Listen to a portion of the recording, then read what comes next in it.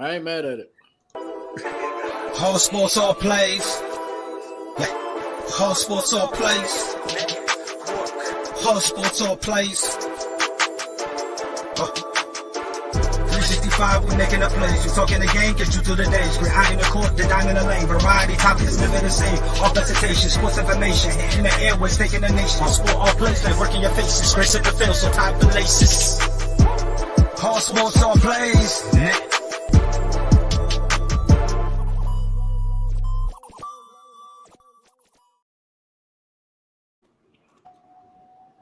All right.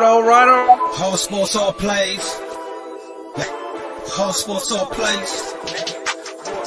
Whole sports all plays. 365, we making up plays. You talking the game, get you through the days. We're high in the court, the dime in the lane. Variety topics living the same. All presentation, sports information. Hitting the airways, taking the nation. Sport all plays, like working your faces. Grace at the field, so tie the laces. Whole sports all plays. Whole sports all plays. Network. We on top of our game. Whole sports all plays. Whole sports all plays. It made you. One of these days, I'm gonna figure out the timing. That Freddie's got two promos, but they're like 20 minutes apart. I'm gonna figure that out. Hey, welcome to the Reformed Real Talk, where we keep it classy and we keep our opinions pretty much out in the open, but we leave our emotions at the door. Welcome to the 90-day intern Savannah to the show. Savannah, well, say what's up to the people. Say something. What's up? And then we move over to our boy Mike Hughes. How you feeling? I'm good. I'm vibing. Yeah, I like the sweatshirt. Hold it up one time so the people can see your sweatshirt. Yeah, he spent all of his lunch money that Mama gave him, and he bought him an ASAP shirt. Oh, yeah. He's dedicated to the cause. I love it. Hey, one of these days, my mom's gonna give me some lunch money. I'm gonna give me a damn shirt. Yeah. Ray, how you feeling, brother? Good, man. Busy day, but excited to get into all these topics, man. Yes, there is quite the few of them. And Freddie, I saved you for last because I figured you'd be the most long-winded. Say what's up to the people, Freddie. What's going on, everybody? You know, there's a reason why I haven't showed my face yet. But I think it's time that I need to come on the screen and show my face. And I have a little gift for Jay McLovin as well. As you guys can see, I'm down here at the 18th. You're a fan now. I got the star behind me. Hey, I'm down. I talked to old Jerry Jones and the crew, and we just we vibed today. We just ready to do the show. You know, Freddie, you're out there in Marshall, Texas. One of these days, man, I'm gonna find your house. I'm gonna toilet paper it and put a sign that says I'm a Cowboys fan in your front yard. But until then, you just you don't know when I'm gonna pop up, but when is I'm gonna pop up, Freddie? You're in my backyard. I know where you are. Y'all think he's joking? He might be for real. Who's that creeping in my window? All right. Anyway, we're gonna get on to our first topic, man. Hey, weekend picks. We got some good games coming up. We got Freddie's second team that he covets the most, the Packers versus the 49ers. Hey, looking like a good game. It's looking like a good game. You know, according to the stat guy, right, Siri, the stat guy, Dustin, he says that the 49ers have never lost, or at least the last three attempts, they've been successful in one in Aaron's backyard. So the whole notion of them, how they're going to do in the cold weather, I guess it's kind of out. Jimmy G, you know, I guess he's going to, according to Dustin, he says they're going to be successful. I'm still leaning towards the Packers winning. I think Aaron Rodgers is not going to let that go by, but I got the Packers winning that one. And then what else? We got Buffalo and Kansas City. I got Buffalo going up there and taking some revenge out on Patrick Mahomes. I think that's going to work out well. And then who else we got? The Rams and the Bucks. I'm taking the Rams. And I think that they're going to take care of Tom Brady. Aaron Donald and Von Miller are going to take care of Tom Brady. They put pressure on him, which is going to force him out of the pocket where he likes to covet, and I think he makes some errors. What is it? Let's see. That's three. What's the last one? Tennessee Titans. We got who the Titans playing? Cincinnati Bengals. That's gonna be a good game. That's gonna be a good game. And I'm gonna go. But I'm staying with my boys, Tennessee. And I say my boys because they used to be out in Houston. They used to be the Oilers, and we never could beat the Bengals. If y'all remember back in the day when Ickey Woods was around, The Houston Oilers, Cincinnati Bengals were arch rivals, and they played hard every time. They always played hard against each other. And, the Oilers always came out on the lower end of it, unfortunately. But, so I'm going to take the Titans. I think the fortune is going to turn for those guys, and I'm taking the Tennessee Titans. Freddie, who you picking and why you picking them? I'm gonna go with the Bengals out of the Titans. Like I said, Joe Burrow. You can definitely, when you look at him and the receiver, they got a connection. Already when you look at Joe Burrow, that you have the same look like you have when you look at Tom Brady, Aaron Rodgers. That he has that it factor. And I believe that they're going to make enough plays. Even though Derrick Henry will be back on his first game back, I'm not sure what Derrick Henry, what stage of Derrick Henry we're getting. I'm not sure what, or will he be able to go for $150 with a touchdown or two? I'm not sure. They're going to have to work him back in the game for missing, quite some time as well. So that's why I'm going with the Bengals. And I'm going, you already know, I'm going with Green Bay because they got that bad man in Aaron Rodgers. They still got Devontae Adams. They're getting healthy at the right time. This will be the most healthiest they've been all year. They're getting their all-time lineman back this week. They're getting their all-time cornerback this week. You have Randall Cobb coming back as well. Aaron Rodgers, he hear the slander. He hear all the talk. I believe he's coming in a little bit more extra motivated. You're right, he have not beat the 49ers in the playoffs. But I do believe that that narrative will be changed, and he's going to show everybody why he's that bad of a man. And so when we talk about the Rams, and we're talking about the Rams and the Tampa Bay Buccaneers, I will not disrespect the GOAT and Tom Brady. I will not slander him. I will not discredit what this man can do, because I do believe Tom Brady has been in situations like this before, even though his team might not be as heavily stacked as they were early in the season. I do understand that. But they will have Leonard Fournette. They will have Rob Gronkowski. They will have Mike Evans in that defense to make things happen. I do believe Tom Brady will come in this game. He will not be looking for the long threat, but he'll be looking for the shorter pass because he is going against a great defense in the Rams that's clicking at the right time and right moment. One thing that we do know going into this game, that the moment the lights will not get too bright for Tom Brady. For Matthew Stafford, this is the first time that we'll see him in a situation like this in his career. We're not too sure if he'll get a little nervous going against Tom Brady. We shall see that. I'm going with the Tampa Bay Buccaneers by field goal. And then, probably the high scoring game of the weekend will probably be the Bills and the Chiefs. You're talking about two offenses that is clicking at the right time. The Buffalo Bills defense has improved. It is a good defense as well. But like I've been saying, man, when you have Patrick Mahomes, when you have Tyreek Hill, you have Kelsey, that big three, I will not take the Bills over those big three at all. Patrick Mahomes, I expect him to be great. We did see a little bit of it going against Pittsburgh. Granted, it is Pittsburgh, but Pittsburgh do have a pretty decent defense as well. So I would not be surprised if it's a slugfest if they just throw the ball all over the field, and this basically just come to the last drive of the game and see whoever get the ball last. I'm going to Chiefs. I'm going to Chiefs by 7. Hey, real quick, Devontae Adams for the Tennessee Titans averaged, like I said, 4.3 yards. Henry was averaging 4.3 yards in the season. I'm not saying that Devontae is by any means is Travis Henry, but he was producing for this year at least the same amount of yards per average. So I think Derrick Henry, hopefully he does come back and he, to his original form. But if not, if they still have 4.3 yards, what they've had all season, 4.3 yards still got them, in where they are now. So it's going to be interesting to see how that whole dynamic works out. Hopefully he does come back. And Nick Bosa, obviously, is most likely, I'm guessing, is going to be out for the 49ers. So that's a big loss right there on their defense going up against Aaron Rodgers. So that should be interesting. I think he's back out of the protocol.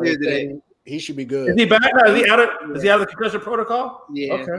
That's a big lift for them. I mean, they needed that. I mean, you could say he's back, but he's right. Hey, one more ding to the head. He won't even remember where the post office is. But hey, that is what it is. Hey, Ray, how you feeling about these picks, man? Who do you have going for this weekend, brother? I'm not gonna lie to you. This is a tough week for me. There's a lot of head over heart picks that I'm gonna have to make. I'm gonna be rooting against a lot of potentially my picks, but I have a job to do here, so I'm gonna keep it 100. I really want to believe in Cincinnati. I'm just concerned that they're going on the road. Tennessee has played really well. I think they will be able to run the ball regardless. They can't guard anybody, so I think Jamar Chase will have a big game. But I am going to take the veteran leadership, so to speak, of Tennessee over the young coach and the young quarterback and the young receiver. So I got Tennessee in a close one, but I think Tennessee will get it done when it gets down late. I will be curious to see how Cincinnati handles itself in a close game when the pressure's on versus when they're just running away in a blowout. I think it's a lot easier to play with the lead. So I'm going to lean Tennessee. The running game travels and they're at home. For the other Saturday game, I'm going to go with Green Bay. I think it's going to be close if Green Bay can't stop the run, which they haven't shown that they can consistently do versus good teams.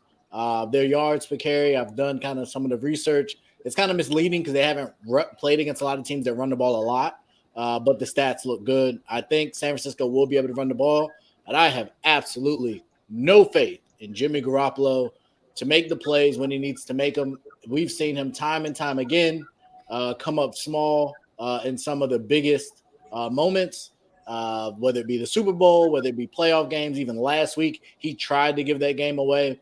I think he is ripe for the taking, and he'll make one of those mistakes that you just can't stand, but it will cost them the game. So I got Green Bay in a close game because I think they will be able to run the ball, but I think they'll pull it out because Jimmy G will give it away. On Sunday, Tom Brady's Tom Brady. I've been very, very clear on how I feel about Tom Brady here.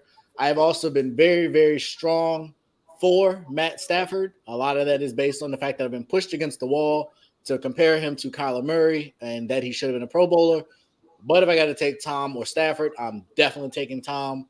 I just think until somebody beats him, I'm not picking against them. I've lost a lot of money and had a lot of heartache over the years.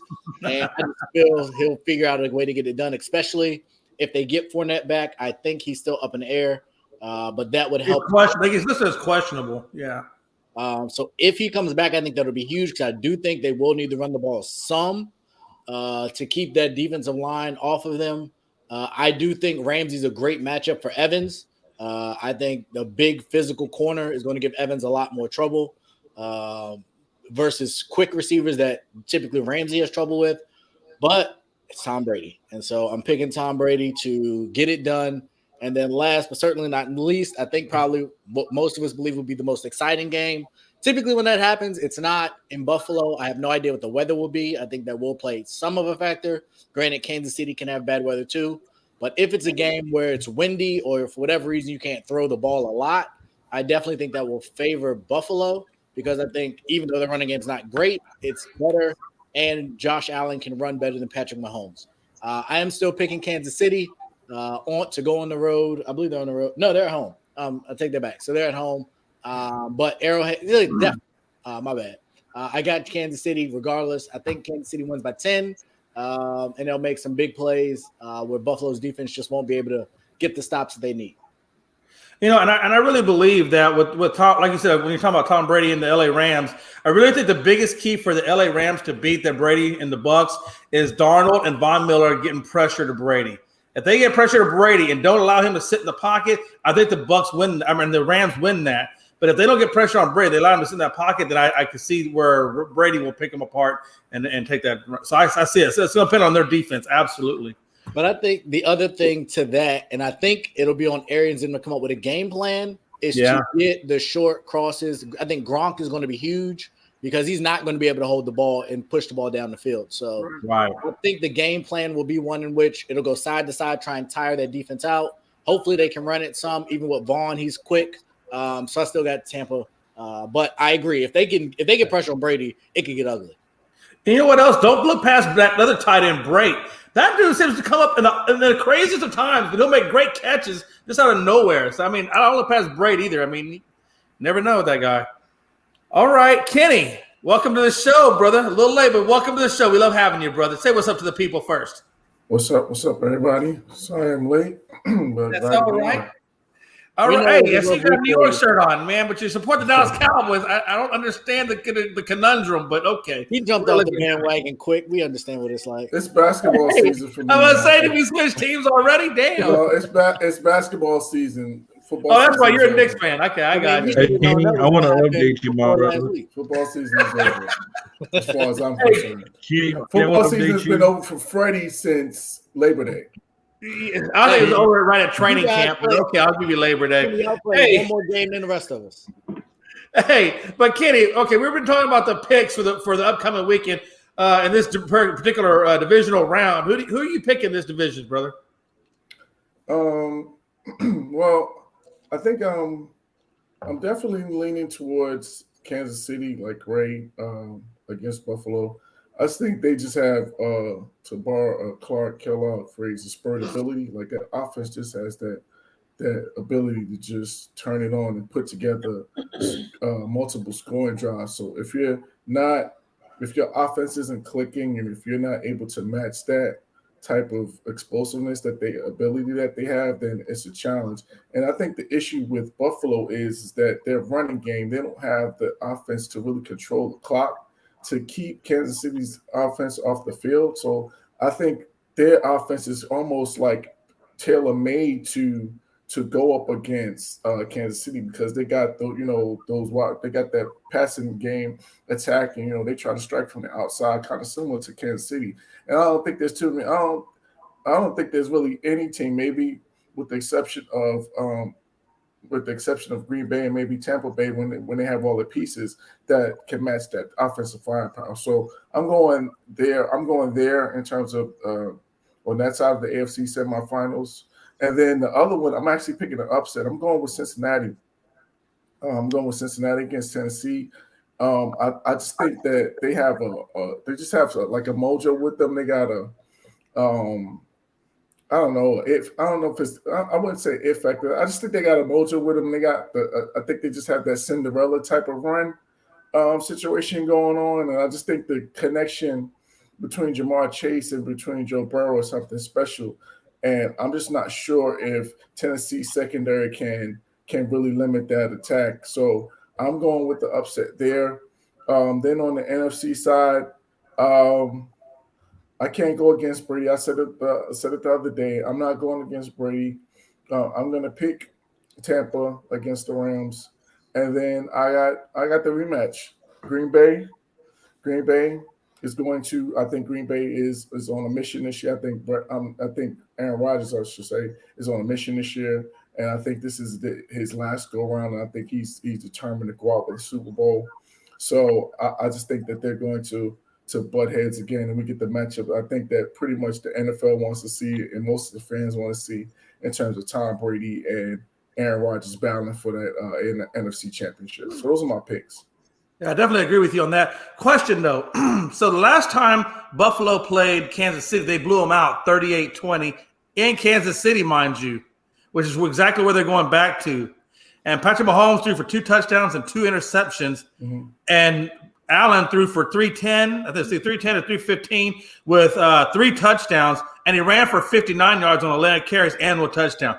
So, given the knowledge where they were in the regular season, do you think that's going to have any bearing on the playoffs and when they do the rematch?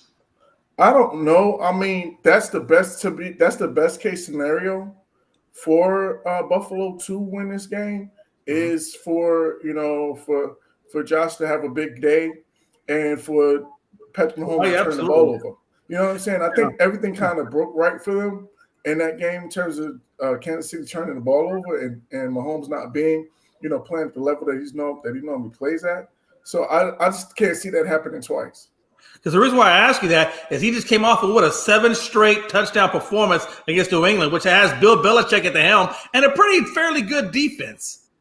And they moved absolutely. If you had to pick between the two, you would take New England's defense over Kansas City's defense. If most people would pick New England's defense to say that they're better. So I just think, at home and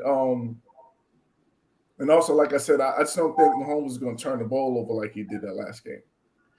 All right. And then we move on to our boy, Mike Hughes from Chicago.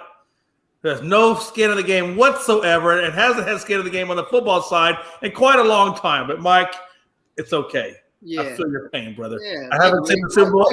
I haven't seen the Super Bowl since 1996 when Savannah wasn't even alive. Hey, I was born that year. Again, what month and day? Because I don't think you were born. If you were, you were an infant.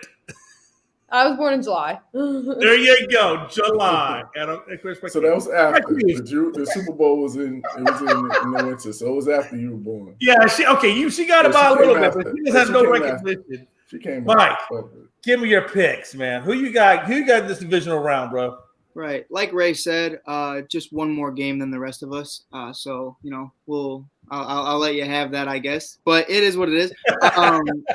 For me, though, I got to go with Joey B. I got to go with them LSU boys for the Bengals-Titans game. And I've said it time and time again is I think they finally found a rhythm with that offense, and they're finally clicking and throwing Derrick Henry back in there. Not that it's going to be a negative thing because it's never going to be a negative thing, but it's definitely going to be something to where it changes your offense and it changes what this team is used to be doing the last several weeks since probably late September, early October when Derrick went down. It's coming to the point to where you have to look at that and Jesus, we've interviewed everybody. They interviewed me this morning, but it's definitely something you have to look at it and you have to think that, Cincinnati's defense, and I'll give them credit to this, they got a lot of playoff guys. They're not big name guys, but they're experienced guys and they understand what it takes. So when we talk about the veteran leadership on the offensive side of Tennessee, which is slim to none, to be honest, because Julio Jones isn't Julio Jones of old. And Ryan Tannehill's playoff experience has never really done anything for Ryan Tannehill. So I'm not going to sit here and act like that means anything. So I really do think the way they're playing, and like Ray said, he made a great point, they can't cover anybody to save their ass. So the fact of the matter is not only is it just a regular wide receiver, but it's wide receivers that are the best in the game right now. You have T. Higgins, you have Boyd, you have Jamar Chase, you have a bunch Ozuma and a bunch of other guys that are doing it. And then you have to look at from their perspective with the run game. You have Joe Mixon, who's doing his thing from the passing game and from the running game. So I'm going to take the Cincinnati boys. I'm loving what I'm seeing over there. Joey B has the swag. Joey B has the charisma.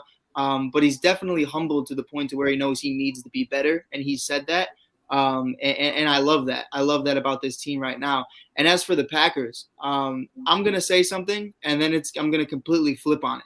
I think the 49ers outperform them offensively in so many different categories, whether it's with Elijah Mitchell with the run game, George Kittle, Ayuk, Debo is a different breed, and I love them. And having Bosa back means everything. But at the end of the day, we talk about how they've been 3-0 against them in the playoffs, but that was with Colin Kaepernick and that was with Jim Harbaugh, and this is Jimmy Garoppolo and Kyle Shanahan. So that's not the same team at all. And I really look at it like that, and the way Jimmy's performed, I think at the end of the day, I would take, even though Jimmy does have all of those weapons, is he going to use them? So I truly do think at the end of the day that, Aaron Rodgers is going to outperform him. And I think that's what it's going to come down to. And I think Aaron Jones and Dylan, obviously, never know if it's Dylan or Dylan's, but it's definitely something to where there's no S on it. So it's Dylan. There's no S on it because I know there's a Dylan's. I just don't know. There's no, look, Mike, let me help you out. There's no S on it. It's Dylan, bro. I didn't know. I'm here for you, Mike. You believe that? I'm here for you. You believe that? I'm here for it. I'm here for it, Jay. Okay. But that's why we call you McLovin. But it's I agree. I think Green Bay gets it. I think Green Bay takes it. They understand it's the last dance, and they understand what this is going to take. I don't think the offense has anything to do with this game. I think it's all about Green Bay's defense. Having Alexander back, having Douglas step up and be that guy he's been since getting picked up by the Cardinals. Great pickup. But I think there's a lot of different ways it can go, and I think Green Bay sniffs out with it. And for the LA Rams, it's my favorite. It's my favorite category because I do think the NFC Conference Championship is going to be Matthew Stafford versus Aaron Rodgers, and I think that's the craziest story of all. Because it's the guy who shit on Matthew Stafford his entire career. Yeah, it is. It is. It is. And I think that's going to speak volumes to it. And I don't, like Ray said, I have lost a lot of money to whatever Pride always says, Thomas Edward Patrick Brady Jr., whatever the hell his name is. I've lost a lot of money to that cat. And Nick Foles is the only one that's ever, done it for me. to be able to win me money. But I do think at the end of the day, like you said, what makes this so much different and why they lost the first time, there were three intangibles to why the Rams lost to Tom Brady in the Super Bowl. One, there was no Jalen Ramsey. I think that speaks volumes to everything. And I think that's a big thing that people aren't realizing is it's just Mike Evans. And like Ray said, he's just a big body. He's not a vertical threat. He's not fast. He's not like, Godwin. He's not like Antonio Brown. So Ramsey can solely focus on that. They have Leonard Floyd, Von Miller, and Aaron Donald to be able to obtain those guys like Gronk, Bates, and Leonard Fournette if he's there. If he's not, I don't care who the other kid's name is. I know he had a touchdown last week, but that was against the Eagles. It's not happening again.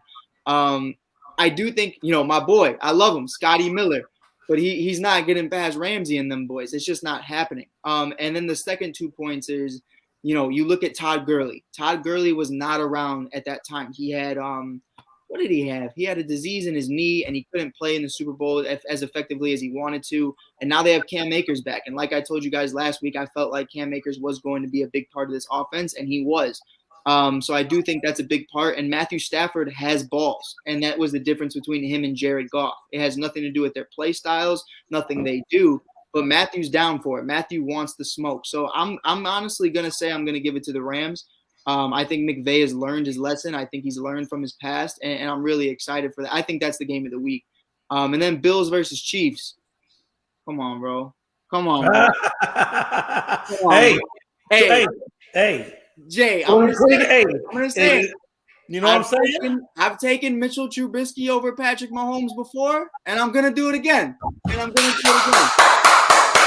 it with your chest, Mike. Say it with your chest. I'll double down on it. I'm gonna take the Bills. Say it with your chest. As of right now, Mitchell Trubisky has 100 times more career playoff wins than Matt Nagy. But that's neither here nor there, Ray. That's neither here nor there. So I'll leave it at that. I'm just going to give it to the Bills. I think they're playing great defense. They're playing great ball. And at the end of the day, I do think the difference is, Kenny kind of mentioned it, but not to say Kenny's wrong because he has a valid point. But if you look at the last 5 weeks, they have been running the ball amazingly. And they have been doing it at an effective rate. The entire season, it was horrible. And Singletary is 5'6", slow, and fat. And I'm not going to say he's not.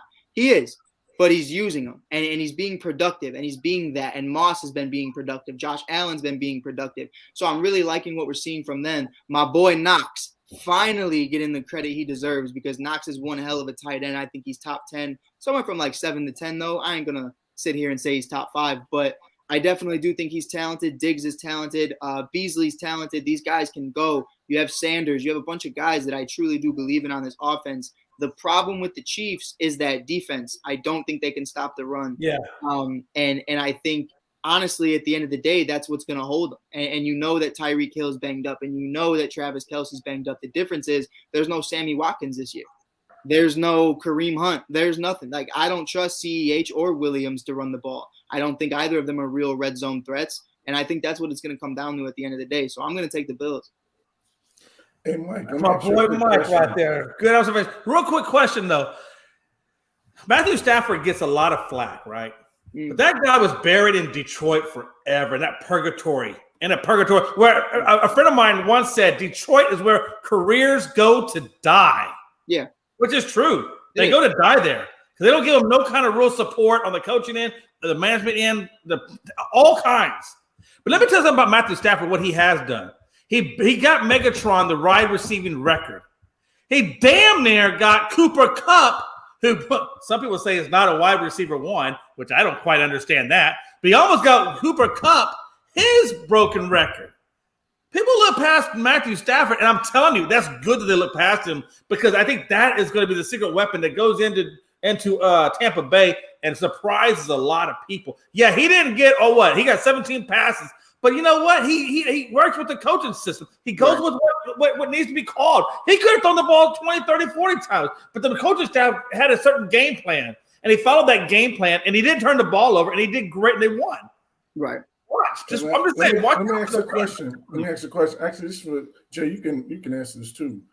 Do you guys believe that Matthew Stafford can play mistake-free football? I don't think he has. I think he can. I think he can. Absolutely. He played mistake-free football the last game. Right. He But did. I truly, I'm just Kenny, I saying, don't like, think he in has order to beat Tom Brady, Exactly. He's going to he have has to. to play mistakes. Exactly. And to your credit, I agree. And that's the thing, right, Kenny? That's the thing. They went all in. Matt McVay, everybody went all in on Matthew Stafford. They gave it the whole world for Matthew Stafford. So he has no choice but to play mistake-free football. And let's be honest. Hold on a second. At Detroit, he was nobody. He couldn't get anything done. So when he goes to Rams, he has no excuse. There's nothing he can hide behind. There's no reason why he can't get a Super Bowl. And if he doesn't get a Super Bowl, then he is exposed. Right. Now, Kenny, my thing is we even saw it this year. We saw it throughout the playoffs. And I'm not here to disrespect nobody, but Tom needs to play mistake-free football right now. Tom's the one that doesn't have the luxury of having all these weapons that can save him in the fourth or third quarter. Tom's the one that throws 2 interceptions a game. Tom's the one that makes mistakes. Tom's the one that forgets when it's fourth down because Khalil Mack has his ass wrapped up like a Christmas present. But that's neither here nor there. But I do think at the end of the day, Stafford's in a position to where he can make mistakes. You have Higbee. You have Odell, who's flourishing. You have Cooper Kupp, who's a wide receiver number 1. And you have Cam Akers and Henderson and Michelle and all these other cats out there. And McVay, who's calling plays and doing it at an effective rate to be able to save you from all these other problems. And honestly, if he had Woods, I don't even think we're having this conversation right now to the point to where you think that, Tom's going to win this game. Tom's the one. You solely have Gronk and Evans. And somehow, some way, I think my boy Scotty Miller is going to come out with the MVP. But I can't rely on Scotty. I love Scotty for his name brand, and I love Scotty as a person, but he's not really a threat. So you have to look at it like that, and you have to understand Tom's the one that has more pressure on him right now than Stafford because they have other game plans other than just Stafford. Where Tom is. I'll say this. Hey, listen, he can't just sit in the pocket like he normally does. Tom Brooks, here's an example. The Falcons had the recipe. The problem with the Falcons is they went away from the recipe in the second half. Yeah. The first half, they locked him down for 28-3 because they had pressure on Tom, and Tom couldn't cut the mustard. The problem is they took the foot off the gas pedal on defense. They let the pressure up, and Tom picked them apart. Now, let me tell you something. You got the likes of Aaron Darnold coming bearing down on you, and you got Von Miller, Speedy Von Miller coming around the side, and you got Patrick Evans who can cover. The problem is if he can't get the ball, if he doesn't have enough time to get the ball to the deep threat, Evans, then he's got no choice but to go to Gronk. Right. And what if Gronk is hit and he gets knocked out of the game? Because we've seen already that Gronk has been injury prone throughout the season. There's so many questions on this Tampa Bay offense that if you get him outside the pocket, he is screwed. Absolutely screwed. And that's where I think the Rams have them. But we move on to Savannah, and we get her picks for this weekend. Savannah, darling, how you doing? Can I get your picks for this weekend? Tell me who you got. So whoever you say I'm betting on. I am gonna start with my team first because I don't want to sit here and talk about them forever. Because I totally would. But for me, there's one person that stands out. And none of you guys have mentioned him is Zadaria Smith. And he's coming back, and he was a force to be reckoned with last year. And he has missed almost every single game. And he's actually healthy and cleared, and he's going to be playing.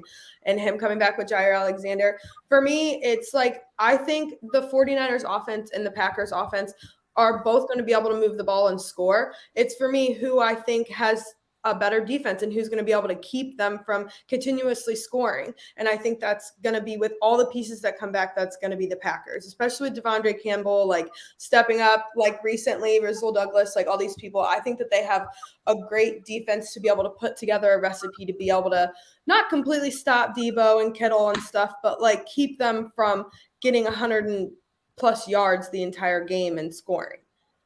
So I'm gonna go with the Packers. I know that they have the highest spread. It's by 6 or something so. I think that the Packers are gonna be able to pull it out.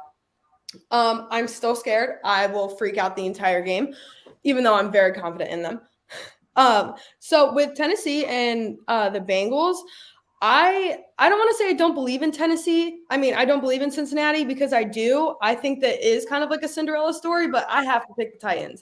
I can't not pick the Titans with Derrick Henry coming back. It's just, for me, it just feels like he's a star. And obviously you don't expect him to have 200+ yards and 3 touchdowns, but I think he could have one of those games. He's healthy. He's playing for a reason. He's ready to come back. So I'm going to go with the Titans. Okay. With the Rams and the Bucks, I I can't pick against Tom Brady as much as I want to. Like, for me, the Bucs defense is good, and when Stafford turns it over, like he continuously turns it over, and the Bucs capitalize on those turnovers. They almost always score any type of points when they force turnovers. So I think the Bucs are going to end up winning by like 2 touchdowns because Stafford's going to throw probably 1 pick six and then maybe another interception or 2, and the Bucs are going to be able to capitalize off of it. And Tom Brady isn't going to have to. They're going to be ahead almost the entire game. He's not going to have to worry about being like pressured and having to throw it downfield and stuff because they're going to be leading. He's not going to be forced into those situations that he's not comfortable with. And then, the Bills and the Chiefs. I'm going to pick the Bills. I think that they have like. Say it with your chest. Say it with your chest, Savannah. I'm going to pick the Bills. There you go. There you go. That's how you do it, Mike Hughes. Do it again, Savannah. He didn't learn the first time. I think that it's possible for them to pull out the upset. Kansas City and Buffalo both have high-powered offenses. We've seen it, but you have to think, which defense do you trust more? It's kind of just like how I said with the Packers game too. Like, which defense do you trust more? And right now I'm going to tell you that I trust Buffalo's defense more. So I think it's going to be a shootout. It's just going to be like who can stop, who can force the turnovers. Because the offenses are both high-powered enough where every time they get the ball, you're just going to assume that they're going to score. So if a defense can get a stop and be able to keep them from scoring, like it's basically whoever's going to have like the ball last. And I think that's going to be Buffalo. Mr. Trubisky, right? Yeah, right. Absolutely. Yeah, needing it when there's only a minute left, right? All right, hey, we're gonna transition real quick. Hey, we've been talking about the teams. Now we're gonna move on to the actual quarterbacks themselves, and we're gonna talk about who has the most pressure during this divisional round. And I'm not gonna lie, on the morning show we kind of covered this a little bit, so we're gonna talk about the real talk as well. And originally my thought process was Matt Stafford because coming out of Detroit, coming to LA, he's gonna have to prove himself. I thought he had a lot of pressure, and I still kind of believe that. But now I'm thinking, kind of what Pride was saying. I'm looking at what Mike Hughes is saying. Pride's going with Aaron Rodgers. Mike Hughes is looking at Tom Brady. Am I right on that? No, did you? Or somebody said Tom Brady. It might not have been you, Mike. I wasn't there. Either way, I think, and I apologize, Mike, for that. I thought but I think Aaron Rodgers has the most. I think Aaron Rodgers has the most because you gotta look at this. 45 or 4 decades. I believe it's 45 years. I'm not 100% sure if I got the 5 part right, but I know it's at least 4 decades of Aaron Rodgers and Brett Favre, and they got 2 Super Bowls to show for it. 2 in 4 decades. And if you don't think that Aaron Rodgers' legacy is on the line here, you gotta be mistaken. Your bad man, Freddie, might actually be so bad. He might be a little bit more pedestrian like we thought he was. I'm just saying, Freddie, he's got to win for people to believe it. So he's got to go against the 49ers. What happens if the 49ers beat the Packers? He got knocked out of the conference round by Brady. If he gets knocked out in the divisional round by Garoppolo, do you really think his reputation can sustain that? I don't think so, Freddie. I think we're looking at him a little bit differently. And then what if he does make it? What if he does make it to the conference round for some unknown reason? And he absolutely, for whatever weird reason, Brady makes it there. And then he got Brady, Aaron Rodgers 2.0. And then he loses to Brady in the conference round for a second time. His legacy is if he don't get to the Super Bowl or bust, Aaron Rodgers, we're going to start looking at, well, you know what? He got 1 Super Bowl with Mike McCarthy. Okay, good for you. But you're not the man. If he makes it but doesn't win, how do you look at it then? I'm just okay. If he doesn't win, if he wins the Super Bowl, yeah, we're gonna look at Aaron Rodgers a lot differently.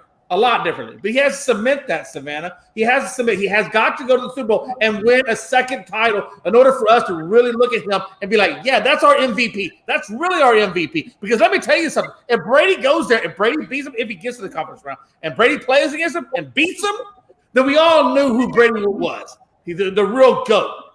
And Aaron Rodgers is looking like the stepchild at the orphanage, like Orphan Annie, begging to get into the soup kitchen. I'm just saying, Savannah, he's got to win. He's got to win or it's bust. Right. I think Jay, I agree with you with that because it's at the point to where with Tom, Godwin's not there, all these other guys aren't there, so it's kind of a level playing field. And if we're all being honest. Absolutely. Can I go? No, yeah, absolutely. And I was transitioning to Freddie. Freddie, it's your turn, my brother. So it is Aaron Rodgers. It is. Aaron Rodgers have to go to a Super Bowl this year and win it. He do. I get on here every week and I call him a bad man because I believe he's a bad, bad man. But just like for the reason Jay McLevin said that you have not been in the Super Bowl in quite some time. When a lot of people put a lot of heat on you last year for you not running into the end zone. Aaron Rodgers, hey, especially for this year, the reason why you got a lot more pressure this year is because you came in the season not all the way in, not wanting to be there. You being, in some people's eyes, a distraction to the team by you not being there supporting your guys this summer, by you taking the position you did because of the COVID vaccine. A lot of people thought you was vaccinated, but you said you was immunized and all that. So you caused a distraction there. So there's a lot of pressures for those reasons as well, but also losing in the big moments as well in the previous past. Granted, all those are not on you because your defense did give up give up big yardage, give up scores, but you did have something to do with it because if the team wins, the quarterback gets most of the praise. If they lose, you're the leader of the team, so you deserve some of those of the loss as well. The pressure is being applied this weekend. And I know I picked the Packers to win, but the 49ers proved last week that they can find ways to win games, and the Packers better not go in this game thinking that they already have this game won. So Aaron Rodgers had the most pressure entering the divisional round. All right, that's good points. And Mr. Ray, we move on to you, brother. Man, when I posed this question, I didn't think everybody was going to pick Aaron Rodgers. Well, it's only 2 people. There's like 6 of us, so we never know who's they're going to pick. But what you got, Ray? But no, I 100% agree. I think the other piece of this is his career is starting to resemble a lot more average of a career than his talent would dictate. He's 11-9 in the playoffs. He has the 1 Super Bowl win, but he has some really bad playoff losses as well to some subpar teams and quarterbacks in games he should have won. On top of that, he's by all accounts going to be.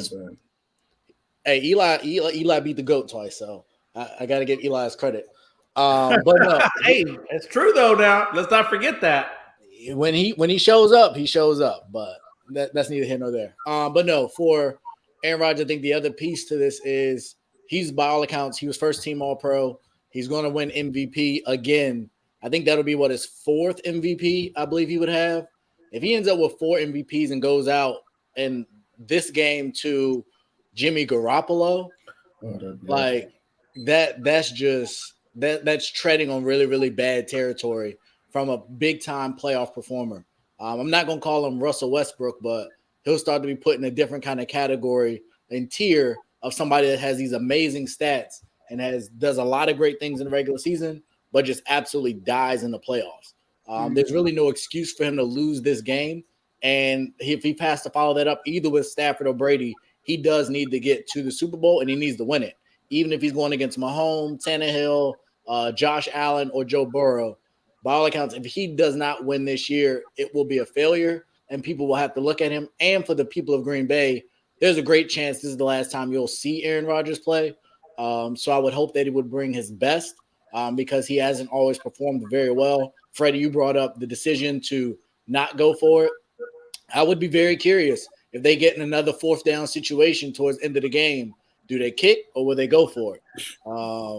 So I think they have some of those demons that they're going to have to work through with Rodgers and LaFleur. So I definitely think it's Aaron Rodgers, and we'll just have to see kind of how it plays out. But he better not lose this Sunday, but it's Saturday. Hey, real quick, I'm going to throw something out there. If it's based on what you're saying. If Aaron Rodgers wins the MVP but doesn't win the Super Bowl, do we start to look at the MVP a little bit differently? For him or in general?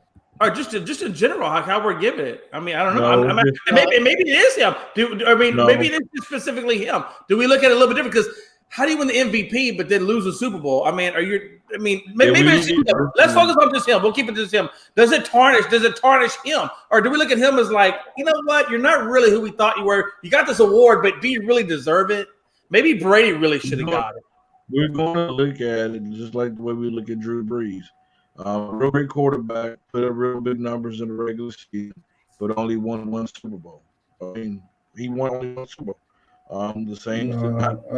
I think because those MVPs are going to separate him from Brees. I don't think he'll ever be in the same category as great Brees. talent, but what I'm saying, that great of talent, you know, and I get it. You know, all of it's not on him. You know, because that defense on two of those games in big moments gave up a lot of yards, gave up a lot of touchdowns.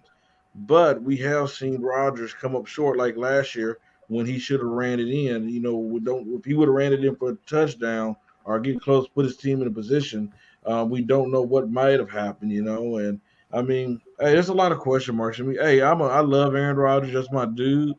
But I mean, let's face it. I mean, no, that's not my team. I'm a Giants fan. You're not going to twist my words. Not today. Hey, before we turn this into the morning show of yesterday, we're going to hold you there, Freddie. I appreciate you.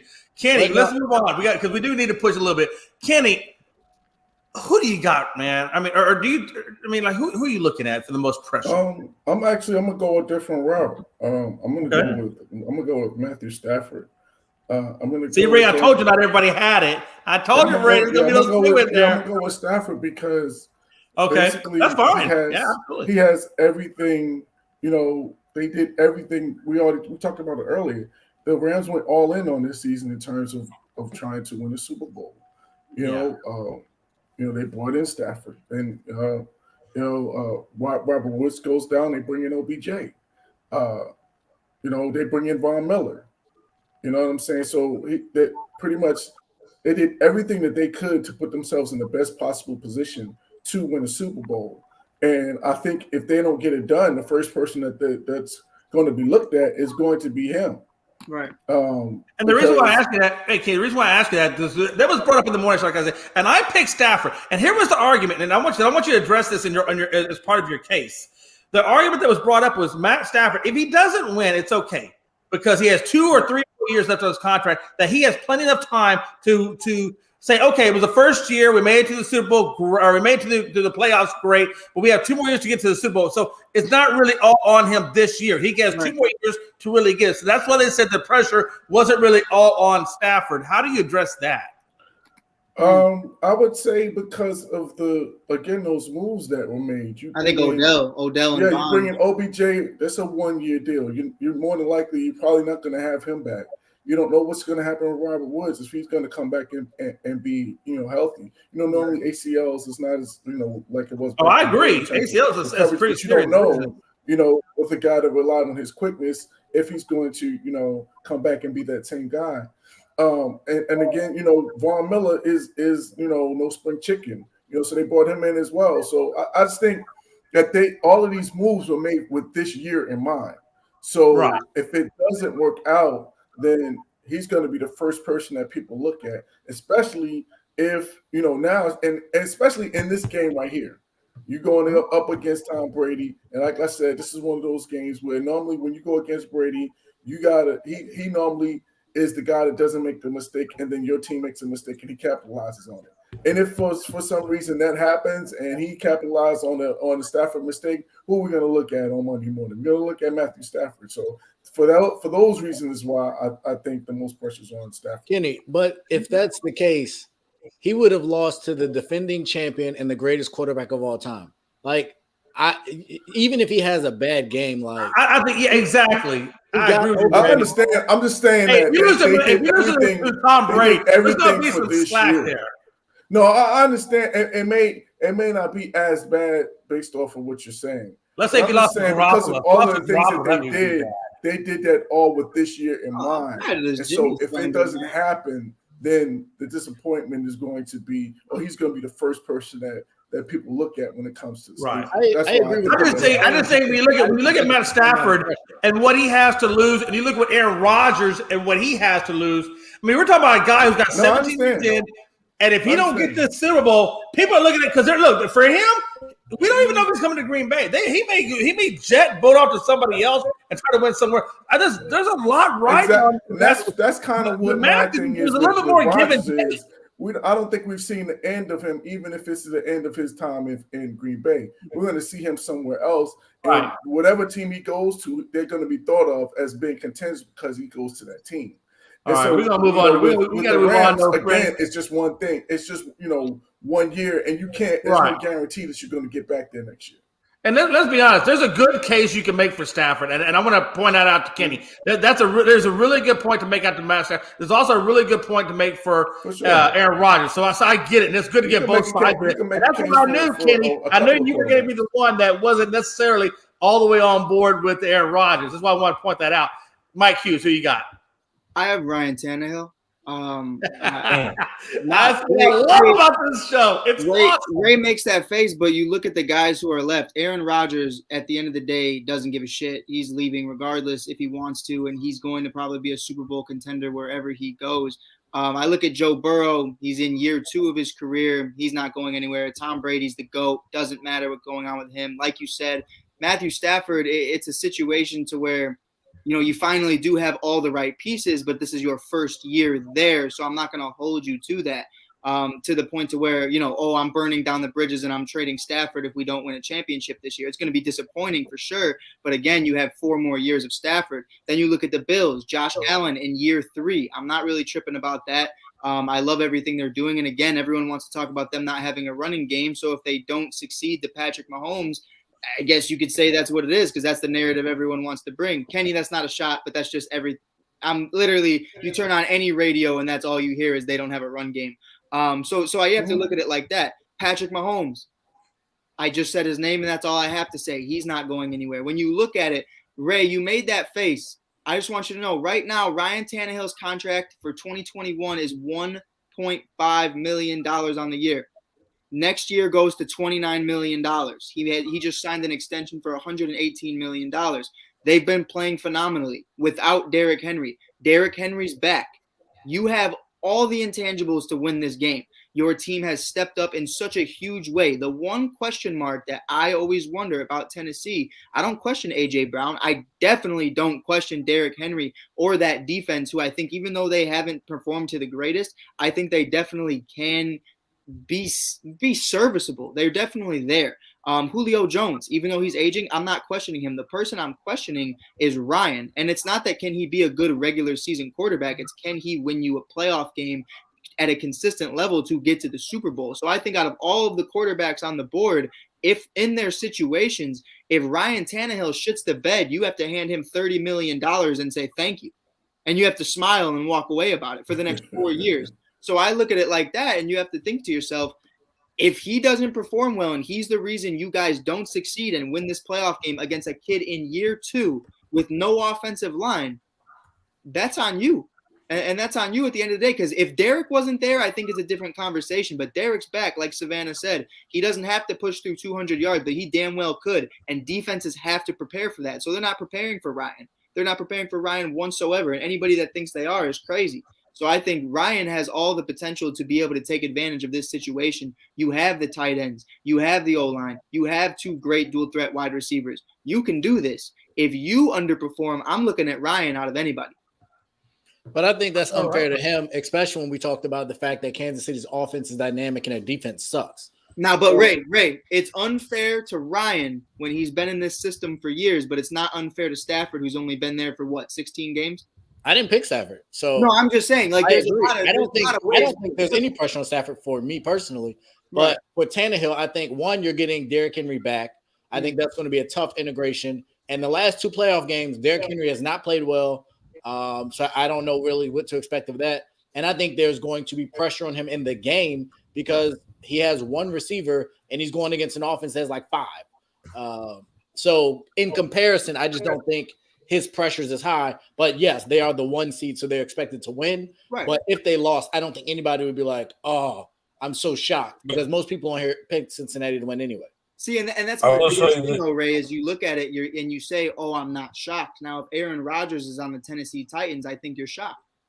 I think that's just the reality of it. I don't think Ryan's that guy that makes a difference. I mean, I agree. He's not Aaron Rodgers. I think there's levels to it. I will say this was early in the year, my hot take.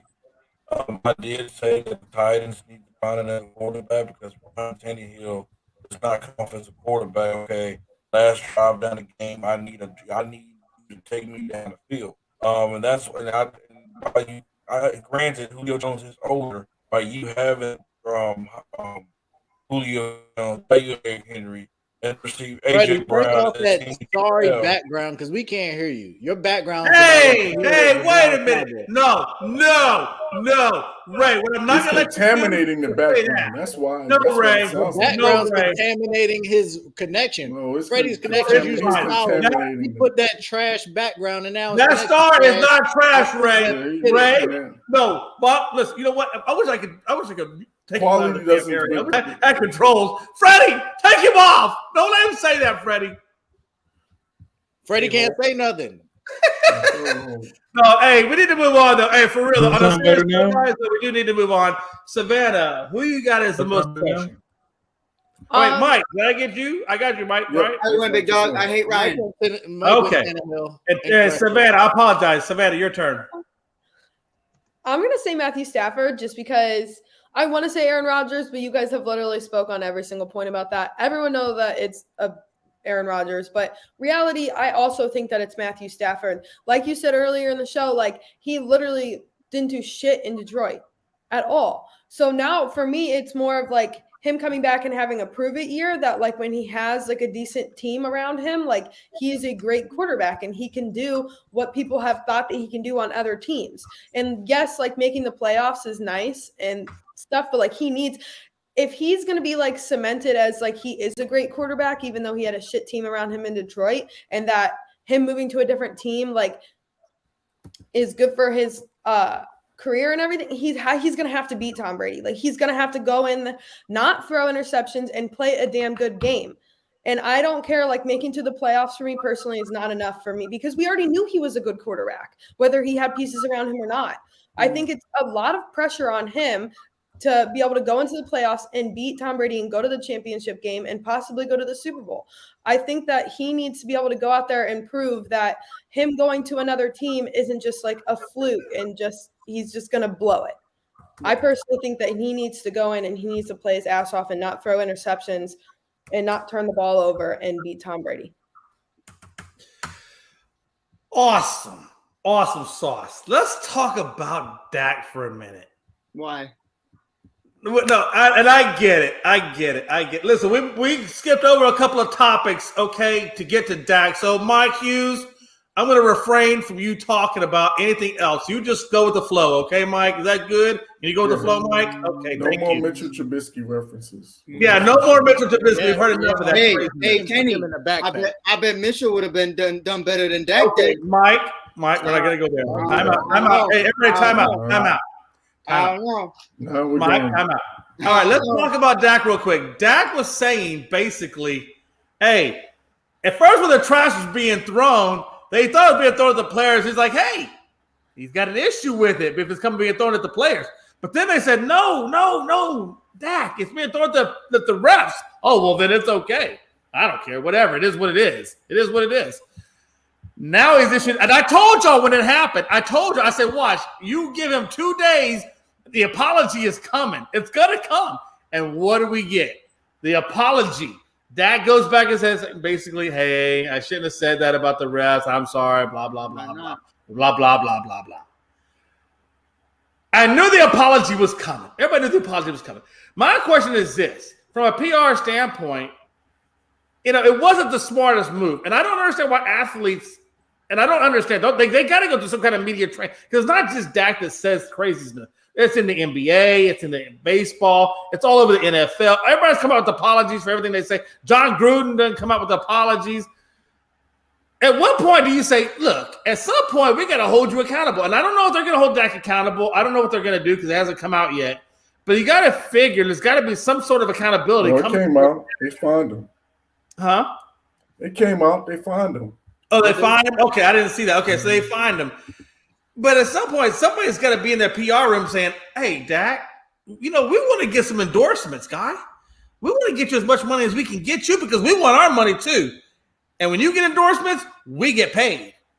Right. You need to slow your roll and think about what you're saying because your play is not exactly has been spectacular to get you the crazy endorsements like a Peyton Manning or an Aaron Rodgers or a Patrick Mahomes. So we need to do some damage control on you quick and in a freaking hurry. That's what I'm saying. Freddie, what you got? Can you hear me now? Yeah, we got you. All right. Listen here, man. I'm not here saying Dak Prescott was right. Not at all. But we do have to realize he was wrong, Freddie. You can't even say you didn't even say that. Just say he was wrong. I can say it. The man was wrong. They're throwing bottles for crying out loud. What could they have done? But what I'm saying is that he just came from a game that he did not play perfectly well. His team did not play well. They lost. Tempers get heated. I mean, the worst time to ever talk to a player is right after a playoff game and they lose. It definitely looked bad. And the apology to me, Jerry Jones went to his PR team and said, "Hey, we need to release a statement, and they need to come from Dak Prescott because what he did was absolutely wrong." But there comes a time where we have to hold everybody else accountable as well. We jump on Dak Prescott for doing what he's doing, but we don't want to jump on Tom Brady when he breaks a tablet and throw it on the sideline. Now, wait a minute. No, I'm not going to let you get away with that. Listen, Dak's my guy. But a tablet, Freddie, a tablet is just a piece of material. These dudes got bottles being thrown. These dudes could have been severely hurt and injured. That's not even closely in the same realm as the same ballpark. I agree, Jay McLevin. But what I'm saying is that, you look at Tom Brady, what he did. Nobody ever want to call him out. Nobody ever say anything about him. Dak Prescott should never say what he said. I 100% the NFL called him out. It was all over social media that he got called out. They had memes about it for crying out loud. Like I said, hey, like I said, that's your connection. You know what? Hold on. 1 second. I'll be right back. Hey, Ray, give me your take. That's awesome. Hey, Ray, what do you think about the Dak Prescott? I mean, and I don't want to come down hard. If I'm coming down hard on Dak Prescott for saying what he said and then apologizing, then tell me, man. But I mean, you're talking about injuring people and you don't care. You don't care that people are getting injured. I mean, I don't get that. What do you think, Ray? No, I'm in 100% agreement. I think I was on Monday's show and I said, like, I obviously am a Washington football team fan, so I despise everything Dallas Cowboys. But there are a lot of Dallas Cowboy players that I really do like, and Dak being one of them. I liked him since he was at Mississippi State and he took them to the number 1 ranking in the country. That's right. And as a man, Dak has, up until he got paid, Dak to me was a premier. He was a nice buttoned-up guy, said all the right things, did all the right things. But I think the money in certain ways has changed him. And I was really, really surprised and also really, really disappointed initially in what he said. I don't care about the heat of the moment. I saw Michael Crabtree get dogged out by Richard Sherman. That's on the field to play. You had time to go get dressed, go to the news conference. They ask you the question. Once you get clarity, you make your dumb statement, and then they ask you again, and you double down on your dumb statement. Double down on it. That's what I'm talking about. That's what gets me, Ray. But for me, it gets worse because after that, you wait 2 days. I can promise you, by the time he got home, somebody reached out to him in his ear. Like, somebody was in his ear. Not cool. You need to apologize. It wasn't until the NBA Players Association came out with a statement saying the NFL needs to condemn this on Dak's behalf. That's when they eventually said, so, the Referee Association. So it wasn't until like 2 days later. It was like Tuesday night when the little tweet came out. And that to me was just really distasteful. I didn't like it at all. I personally have lost a lot of respect for him as the leader of quote unquote America's team, of the most valuable franchise in the world. I just expect more. But I think he's been unhappy with the way the contract negotiation went. I think he was unhappy with the way the game went. He should have been most unhappy with how he played. And I think this will reverberate. From everything I've heard, he's a huge star in Texas as far as commercials. And we'll see kind of how that plays out, because that's just unacceptable on every level. And the fact that it took as long as it did leads me to believe it wasn't sincere. He was forced to do it, which means for me, you get no credit for it. And the thing about it is, Ray, is we already, and from a fan standpoint, our team has already taken enough negative vibes from losing the way we lost. The last thing we need is our players to come out and say some stupid stuff and bring more negative energy to our team. And that's what it really gives me. As a fan of the Dallas Cowboys, and I bleed blue and silver since 1976, and I don't know if any of y'all were born since 1976, but I'm pretty sure I'm the oldest Cowboy fan here, and I've been with these guys forever, even back in the 1 and 89 season before Troy Aikman came about, and of course all that came about. I got you. I'm 73. I'm just saying, I just feel like, and Ken, I know you're a fellow Cowboy fan. I love Dak. Okay, I do, man. He's my boy, and I'll go to fight for whatever. But you can't bring more negative vibes to an already negative situation, man. You got to start doing. You got to bring credibility to our organization, not take away from it. And Kenny, excuse me, Freddie. I know you didn't finish. Go ahead, Freddie. I think it's funny how you want to jump on Dak Prescott, but were you I'm jumping on because of what he said, Freddie, not because of how he played. No, but were you put on all the other players when they was doing something, when they was, causing trouble for the Cowboys as well? Okay? Are we going back to what? Who we referencing? Tell me who we're referencing first. There's a lot. I'm just saying there's a lot. He is the quarterback. There's a no. What I'm saying, hold on, time out. The reason why I'm saying, hold on. What I want to say is this, real quick. Most of the Cowboys, whatever they've done, has been to themselves, Freddie. What he said had to do with multiple people outside of himself. So you can't. I don't want to hear that. That's crazy talk. So we're not even going to engage in that. We're going to go on to Kenny next. Kenny, what do you think about Dak Prescott? Yeah, I think we're getting a little carried away. I think this is one bad statement after a game. This guy has had no issues in terms of anything off the field. He's been a stand-up guy. He's been a leader. Right. He hasn't, done this is the first time. So I just think we gotta. And again, it was a bad statement. No, there's no question about it. But I think we have to chalk this up as a one-time thing. Now, if we see this again, then we can talk. Then we can kind of, to me, then you kind of start asking the question about has he changed. But for this, to me, this is a one-off thing, and I think it's just. I think it's just being overblown. Like they fined him $25,000. That's. But here's the thing, Kenny. If it came, that statement came from Anger, the punter. I said the punter. I'm using him as an example. If Anger comes out and says that statement, okay, he's not the other team. We'll talk to him. But Dak, no, come on. The position in which he's in, he's in the highest position, right?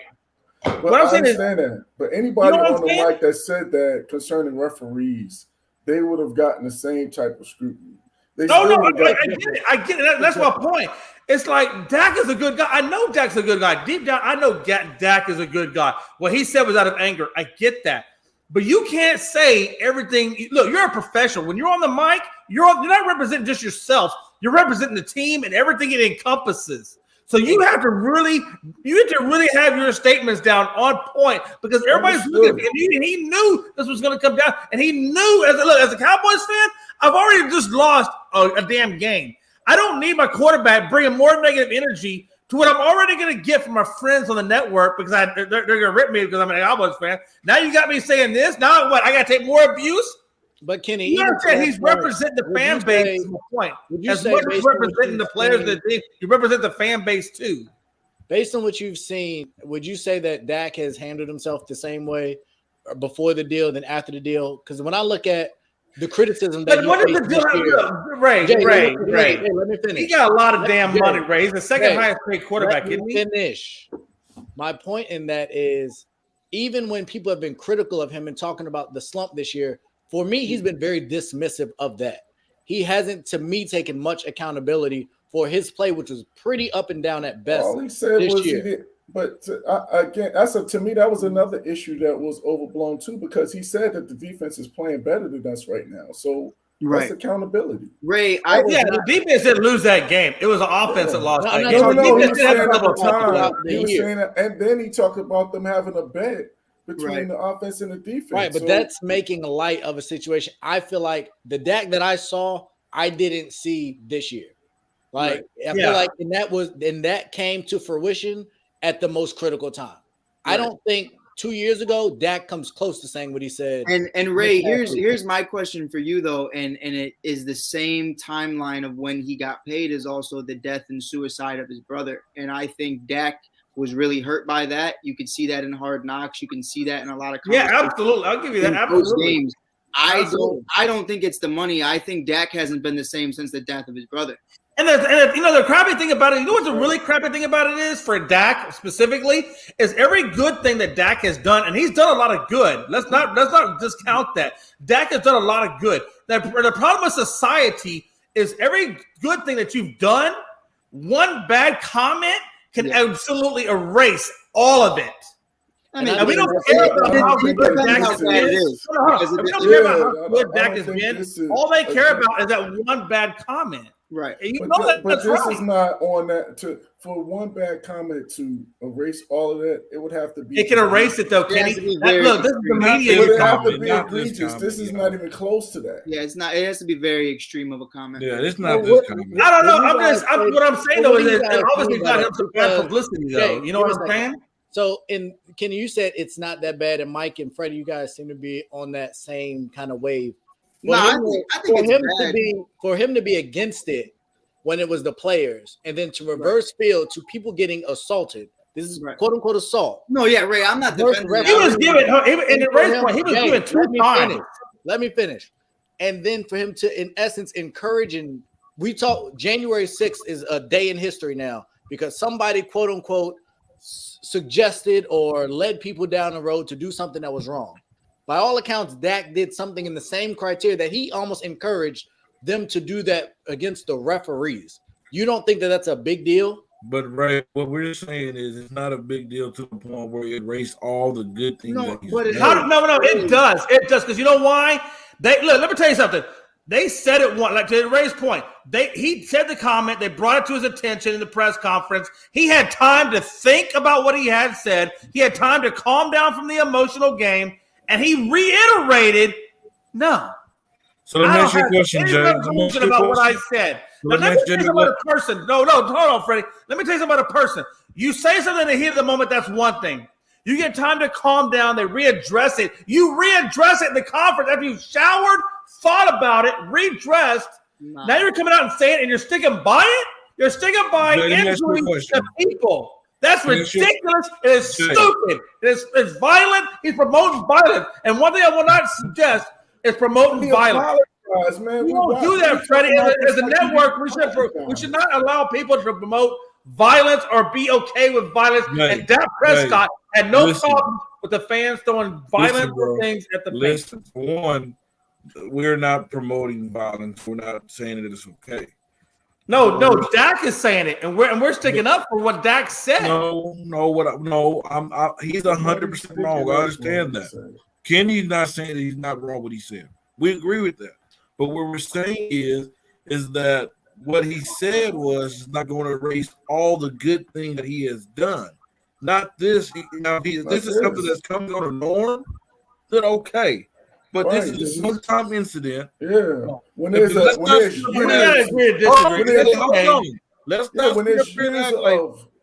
years, he's built up years of credibility. I get it. You can also by promoting violence twice, you can erase that one incident. But I'm saying this one incident is not close to the level that would erase all of those years. We gotta agree to disagree. Then no, that's okay. It's okay to agree to disagree. That's what we'll do. We're at an impasse. We will agree for the sake of the show. We will agree to disagree. I want to say one last thing. Let's not sit up here and act like none of us has said something that maybe we did not mean to say, or we did not intend for it to come out the way that it came out. I'm not doing it on a multimedia platform where I have followers.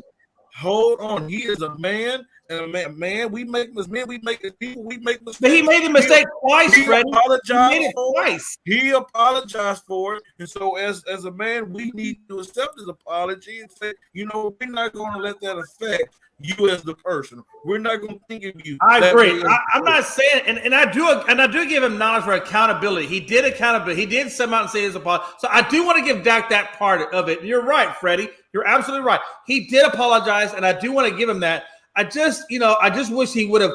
I really wish, as a Cowboys fan, as a diehard Cowboys fan, I wish he would have said at the press conference, you know what? I was wrong, man. At the heat of the moment, I shouldn't have said that. It's absolutely wrong to promote violence of any kind. I wish he would have said it then rather than waiting 3 or 4 days and then come out with this apology.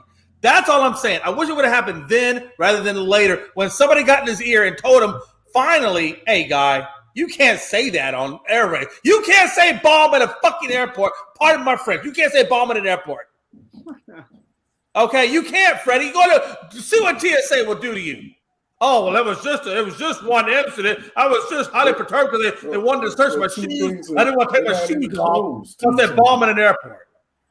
Jay, have you ever said something that you didn't mean to say, or you didn't intend for it to come out? just did it just now. Wait, that's not even close to the same thing because I don't have the audience that Dak Prescott has. It doesn't I matter. have followers that Dak Prescott has. You just That's did on it a just whole now. other level. That's Jay, on a you whole just other did it. level, Freddie. Hold on, but you just did it just now. You just gave us the prime example. You got What's in that? your feelings, you got in your emotions, and a word came out that you didn't mean to say or you didn't intend to say.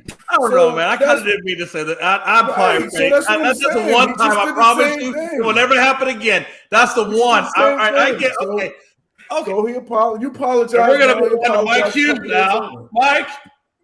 Um, And really, Kenny, to your point, I agree. Okay, I agree with you, Kenny. Freddie, I agree with you. I should have said what I said, but I didn't promote people throwing violent objects at us. I just want to put that out there. But I agree. Okay, at the end of the day, Kenny, Freddie, for that point, yes, for that point, I agree with you. We're going to agree to disagree because we got to move on with this show. Mike Hughes, please get me out of this dark hole. no, that's your hole, my boy. I ain't helping you. But I've dug my own holes. I don't got time to help people dig others. But as someone who was a former athlete and played, I've been the last out in a baseball game to where I know damn well that's a ball. And it's a playoff game, and I get that last out, and it's our conference championship, and I understand that I can open my mouth and blame every single umpire that was on that field because everybody and their mama and Stevie Wonder could see that was ball 4, but you call it strike 3, and it comes down to it at the end of the day is, especially being in Chicago and being in somewhere so prominently violent. And the fans are so aggressive. If you follow the Cubs, Steve Bartman isn't even allowed to be in Chicago, and he had to go to Secret Service, and he has to be a part of this, a part of that, just because of that mob mentality of what a game can do. So for it to be coming from your QB1 speaks volumes to everything. And sure, he didn't say the N-word, and sure, he didn't say something racially motivated or something horrible or something about kids or women or something along those lines. But you definitely promoted violence. You definitely said something that was out of pocket.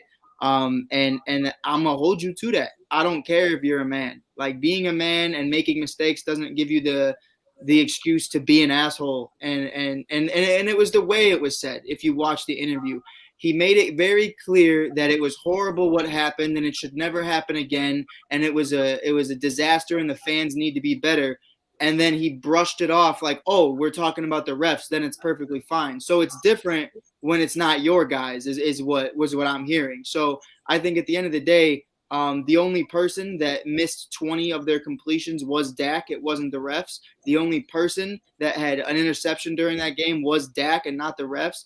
The only person that ran for 30 yards and 12 carries was Ezekiel Elliott. And the only person that dropped a bunch of passes were the wide receivers in that core. So I think the refs definitely did have some bad calls throughout that game, but I'm not going to sit here and act like your shit doesn't stink just as much as everybody else's. And the mob mentality is the big part of it. Not everybody is the Buffalo Bills throwing dildos. There are people throwing glass bottles. There are people throwing weapons. There are people who are willing to wait in the parking lot for specific people to exit the facilities. You can look up the ref of every single game.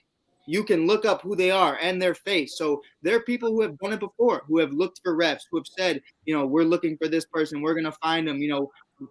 Kenny and Jay know better than anybody. The Dez was it a catch? Was it not? Savannah knows too, but she's on the upside of that. But it's definitely something to where you look at it though. The refs of that game went into hiding for a little bit. You did not see them officiate games for a while because of that. And it was that mob mentality. So he is a human. I understand. But that, like I said, what's up, Rob? That does not give you an excuse to be an asshole.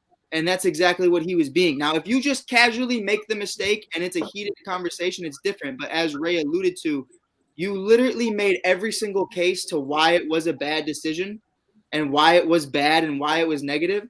And then you flipped it and said, oh, but if it's the refs, it's okay.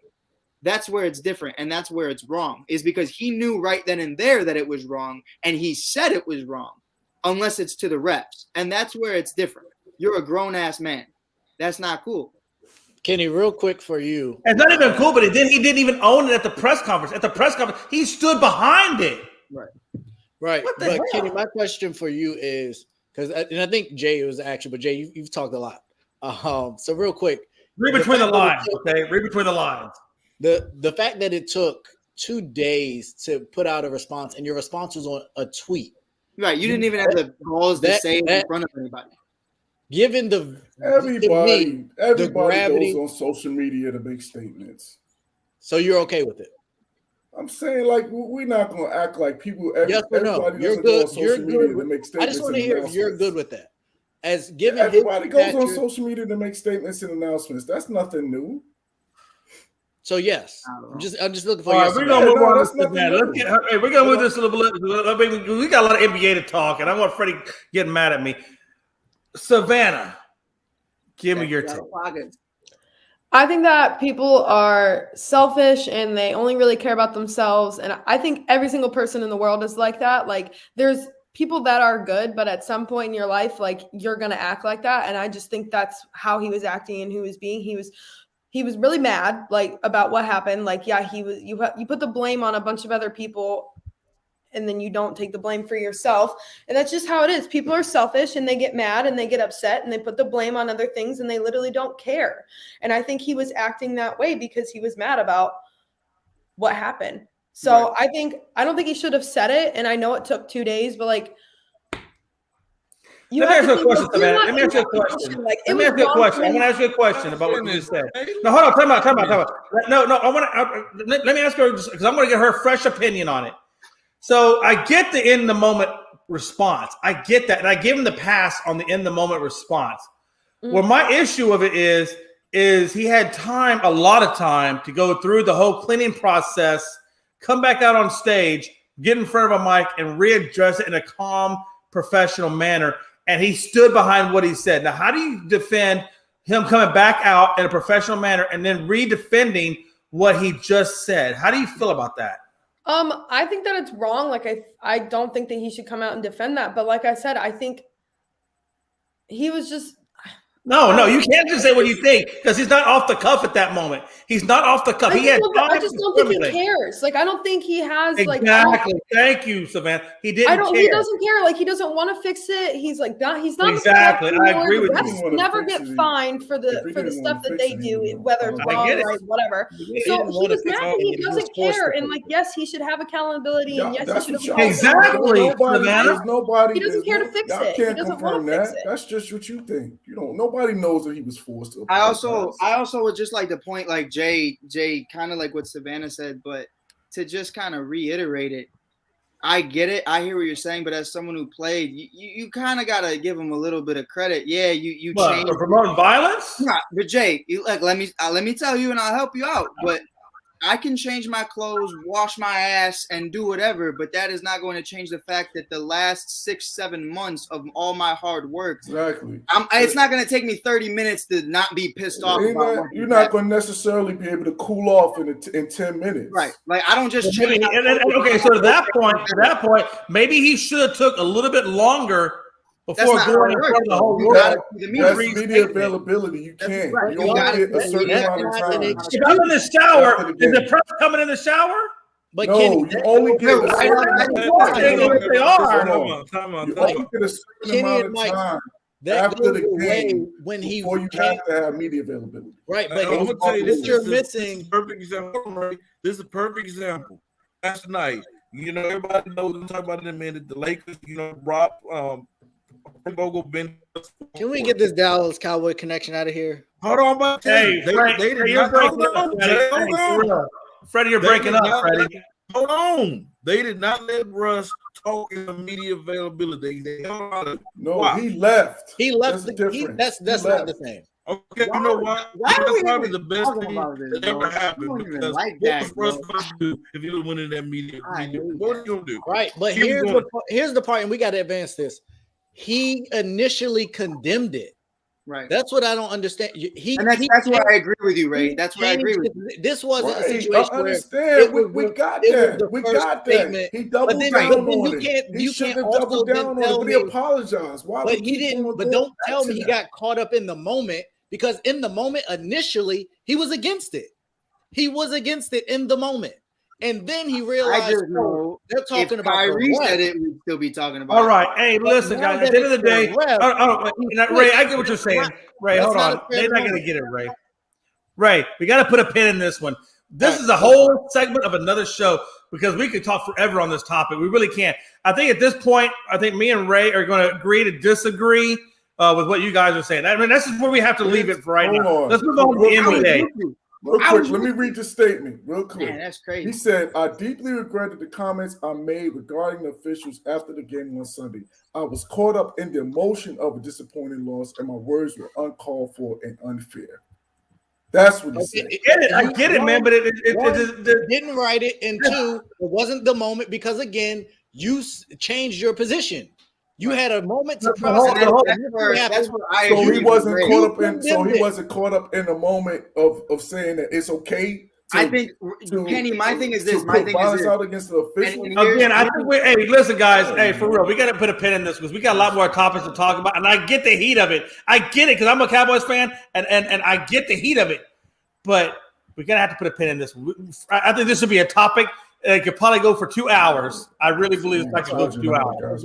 But hey, look, at the end of the day, I think what we're trying to put out, and what you guys are trying to put out, is not going to come to an eventual meeting of the minds. So we're going to go ahead and put a pin in this one and move on to the NBA. And in the NBA, we're going to talk about Russell Westbrook was benched in the fourth quarter by Frank Vogel. Is this going to be the end of his season? Should this be the end of his season? And I'm going to say no for that reason, because they've already came out and said, the Lakers have come out and said, basically, no, we support Frank Vogel. We gave him permission to do what he needs to do to right this ship. And what he needed to do was put Russell Wilson on the bench in the fourth quarter. So I think that this will not be the end of the season. I think Russell Wilson does make it to the end of the season. Now, what they do at the end of the season, that's anybody's guess. But for right now, I think he does make it to the end of the season. He does have the Lakers support and benching Russell Westbrook. And I guess, from there, time will tell. Freddie, what do you got, brother? This is your team, Freddie. The Lakers are your team. What do you got? About Frank Vogel? Yeah, Frank Vogel.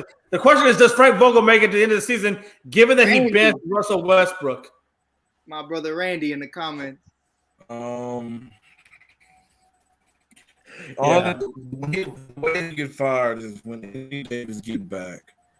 And if this team is still struggling, still not finding ways to win games, this team is still floating on the 500 mark.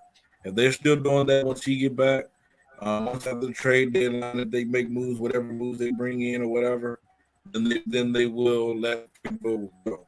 But let's not sit up here. And I'm going to just say this. Earlier in the season, I was an advocate for Frank Vogel being fired. I was one of the ones saying, hey, he needs to be gone. Hey, he's not doing this. Hey, he's not doing that. But let's be honest. Let's be honest. When Frank Vogel went in COVID protocol, we had David Fisk step up as the coach.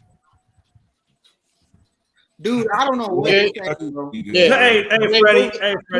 We got let's get on to Savannah. We'll come back to Freddie if he can fix his audio.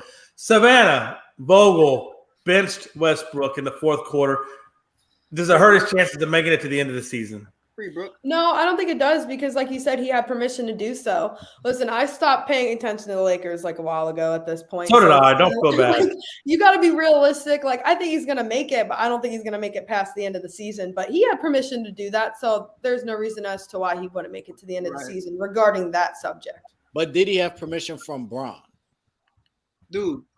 Yeah, I thought they said that doesn't. Whether he makes it in the season, whether he makes it in the season, that's a management decision. And I get it, GM, LeBron, GM, I get all that. Right. But when Jenny Buss says we support whatever you do, that's got to mean something.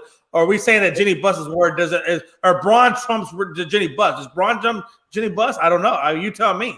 Freddie, is your team? As far as I know, I think Bron has an opt-out at the end of this year. He probably does. One of them. That's a good point. Hey, Ray, we've been saying it, Ray. Cleveland, the return. No, Bron, you hear me better now? No, it's really terrible. I'll be honest with you, it's not good. I can't even cap. Yeah, Freddie, just give up, okay? Maybe. All right, so I want to let Savannah finish her comment. Savannah, finish your comment, and then we'll. No, that was it. I just think. So you think that LeBron's opinion, because LeBron's post game wasn't, I don't think, in support of the decision. He wasn't against it. Oh no, he was not in support of it. You could tell. Do you think Bron's just not really supportive of anything that's going on right now? Yeah, I don't think he's happy with what's going on, so I think he's not happy with anything. But the thing about it is he's unhappy with what he created. That's the craziness. And that's he created the monster that he's unhappy with. What I've been trying to say for months, but he's created his atmosphere. And Russ is the devil. Russ is the devil, and that's the end of it. Which I hate to say that, but that's why you have a GM, a real GM, not a player GM. You have a real GM that makes the right decisions to put with the team.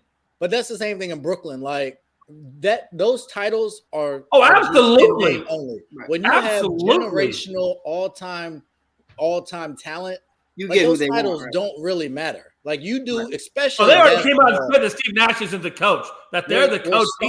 He's just so important. You have to have stars. And if you fool around and piss LeBron off, we've seen what happens a lot of times when LeBron leaves. There's nothing left because the teams have been built around him. So if he leaves, he convinces AD to leave. Russ is definitely not coming back. You're back to the Lakers of 3 to 4 years ago. And then what? You're missing the playoffs every year. You're a joke. You're a laughing stock. You're in the lottery. Which is probably why Phoenix looks so damn good because they actually play within the system. They got a GM. They got all the right pieces, and they're putting it together and gelling. Whereas LeBron built that team based on what he thought would work, and it didn't work. And now they're in a world of hell. But wasn't it Phoenix? I think it was Phoenix where I thought they went to the leaders or somebody about signing someone. I can't remember who it was. And they was like, we don't want him here. I thought it was Russ. But I thought they went to some of the leaders of that team and they're like, we don't want, I forget which superstar it was, but they pushed back against it and they didn't bring him in. And that's good. That's good. They probably did that. Freddie, I don't know how your audio is now. I'm going to give you an opportunity. Am I better now? All right, let's go. Better now? Nope. Get off the mic. Just use your voice. Man, I'm done, bro. I'm done. Well, that actually sounded. I'm back at the top. Wait, watch this. Oh, yeah, there I am. Yeah, I got pushed all the way down to the bottom. It looks like every time, segregation going on here. That should be a topic for next week. Is Freddie done? I mean, I don't know. StreamYard got all us here at the bottom. I don't know if I like that, but but go ahead and finish. Don't do that. Don't do that, Ray. Don't do that. Power to the people, brother. Hey, just holding it down here on the bottom. Can I be part of your people? I want to be in your people. Can I be in your people? Come to the bottom of the ship with us. I was at the bottom, Ray. I was at the bottom. Hey, no, for real, Ray, are you good or you got more to say? No, I'm good. You can go ahead. All right, Savannah, I want to let you finish. I know I kind of cut you off. Is there anything else you wanted to say? All right. We're going to move right on to Mike Hughes and we're wrapping up with Kenny. Mike, what do you got to say? Vogel, is he done? Does he come back? Does he make it to the end of the season? What are you predicting? There's nothing out there to tell me right now that there's a better option. I mean, there's nothing. Like, not a single. I don't think there is either. Even Ty Lue has a job right now. So I look at it from that perspective. Unless Mark Jackson does it. You know what I mean, though? You know what I mean? Where did the Ty Lue plan come from? Ray, I'm saying, what I'm saying is, like, last year, there was an option of getting Ty Lue. Like there was Okay, that okay. conversation of bringing him in, and there were a lot of free agents available. Now it's really what Coach K, and you really don't even know how that would pan out. He's Because, Yeah, retired. no, he's not. right. Like, Yeah, he's does he even want to do that? Like, why Yeah, would he you ain't want it? doing But that. let me ask you this: why is Mark Jackson so off damn limits? Is it because of his faith? Is that why they blackballed Mark Jackson? I wouldn't bring him. He's the one that in made the up. He made the Golden State Warriors what they are. What Right. can it do for the Lakers? I think there's a lot of intangibles that go into that. And I Probably, think one of the yes. biggest things is you make that team and you construct it, but that doesn't make you a leader of men. And I think that's what it could be at the end of the day. And I'm just speaking from that, from not understanding the full situation. And that is one thing I could say.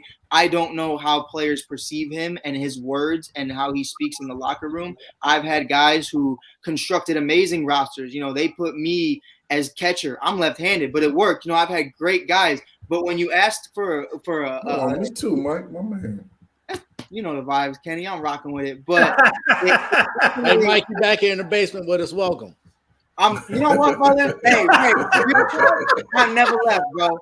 Hey, let me move on. Let me move this conversation on to Kenny. Kenny, what do you think, man? We got to get to this conversation. Yeah, Kenny, he's in is trouble. he staying at the end?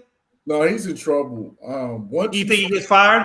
Yeah, he's in trouble. I saw something where Kurt Rambis is sitting in on coaches' meetings. Like I saw that too. Yeah, once that start happening, that means they're thinking about it. And if they're thinking about it, then it's just a matter of time. And so, like, I mean, that's true. Hey, that's a good point. I think they're just waiting to see if AD comes back and he's able to and what he can do for him, playing better. But if they're still struggling when AD comes back, he's done. And I don't know how he's done. The man got him a championship. I mean, he was on the team when they got a championship under that last regime they had. But again, it's easier, you know, and it kind of goes back to some other things we talked about in terms of scapegoat. We were talking about earlier with the most pressure.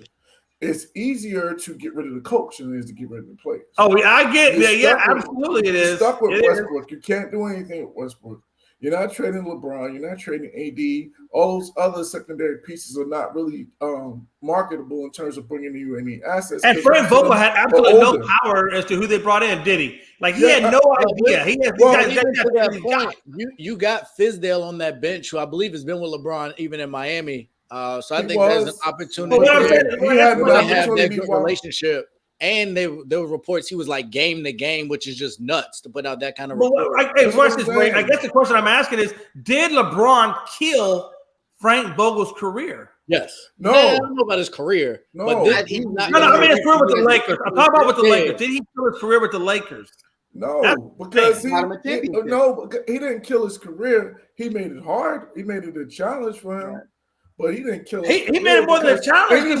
Any coach. But my point is that any coach that's worth his salt would take that problem of having AD, Russ, and LeBron on the same team. No coach. Is it a good thing or a curse though? Is it good or is it a curse? Well, that's the thing. You have to be able to manage. You have to be able to manage. How do you manage Russell Westbrook? How many organizations he been with? How many coaches? You leave him be, goddammit. A lot. He's been with a lot. Am I sounding better? Yes. Yeah. Go ahead, Freddie. I'm gonna let you speak on that. What do you think? I've been waiting for you, Freddie. Listen here, like I said, if AD come back, this team is still struggling. Still floating around the 500 mark. They're going to fire, but he's going to be the scapegoat. And let's not, sugarcoat it. To Mike's point, LeBron, Rob Pelinka, Jeannie Buss, they all have fault by bringing in Russ. We all know what Russ was before he got to LA. My hope was that Russ would take, he would say, okay, it didn't work. It didn't work with KD. It didn't work with Harden. It didn't work with PG. It didn't work with Melo. It didn't work with Bradley Beal. Let's come to LeBron, to AD, to the Lakers that it have worked. They have won a championship. I'm gonna take a back seat. But Russ have not done that. It has not worked. This trade is and quite frankly, Russell Westbrook has affected Anthony Davis. He have. Like I said in the beginning of the season, Anthony Davis walks around here like he's the third option. when he should be the number 1 or number 2 option. You know, I right agree now, with that. right Absolutely. now, That's He how was right now. averaging 23. Hold on. I'm before he talking went out. one at a time. Man, stop. Last night there was Laker fans telling management that they need to trade LeBron just for the sake of this man going out there, risking his body, going out there, giving his all. They don't want to see this man going through this. And you know what? And you know what? It is some of his focus. If Russell Westbrook would not be here, if it was not for LeBron and it was not for AD, Rob Pelinka, he had Buddy Hield. He had that trade ready to go. How was He that should have Russ's pulled that fault? trigger. He should have pulled that trigger. LeBron hit that veto How was, button. Y'all how know was what that it is. Russ's fault? Ray hit it on the head. It was Russ' fault. Kyle What I'm saying Kuzma came is, out and now- said he was being told that he was going to Sacramento for Buddy Hield, and the next day they brought in Russell Westbrook. That was a LeBron decision. And yes, you knew it I was. think Jay's Yeah. point. I think yes, it will end up costing him his job because it doesn't fit my issue. And I think Mike might have been the one to bring it up. There's no better option. Like you can't fix this with Russ on this team. Russ, you showed you exactly who he is last night. He got benched one time.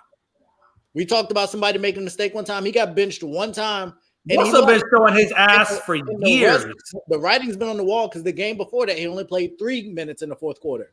But Austin Reeves hit the game winner some time ago. There have been other players stepping up. Malik Monk has looked really good.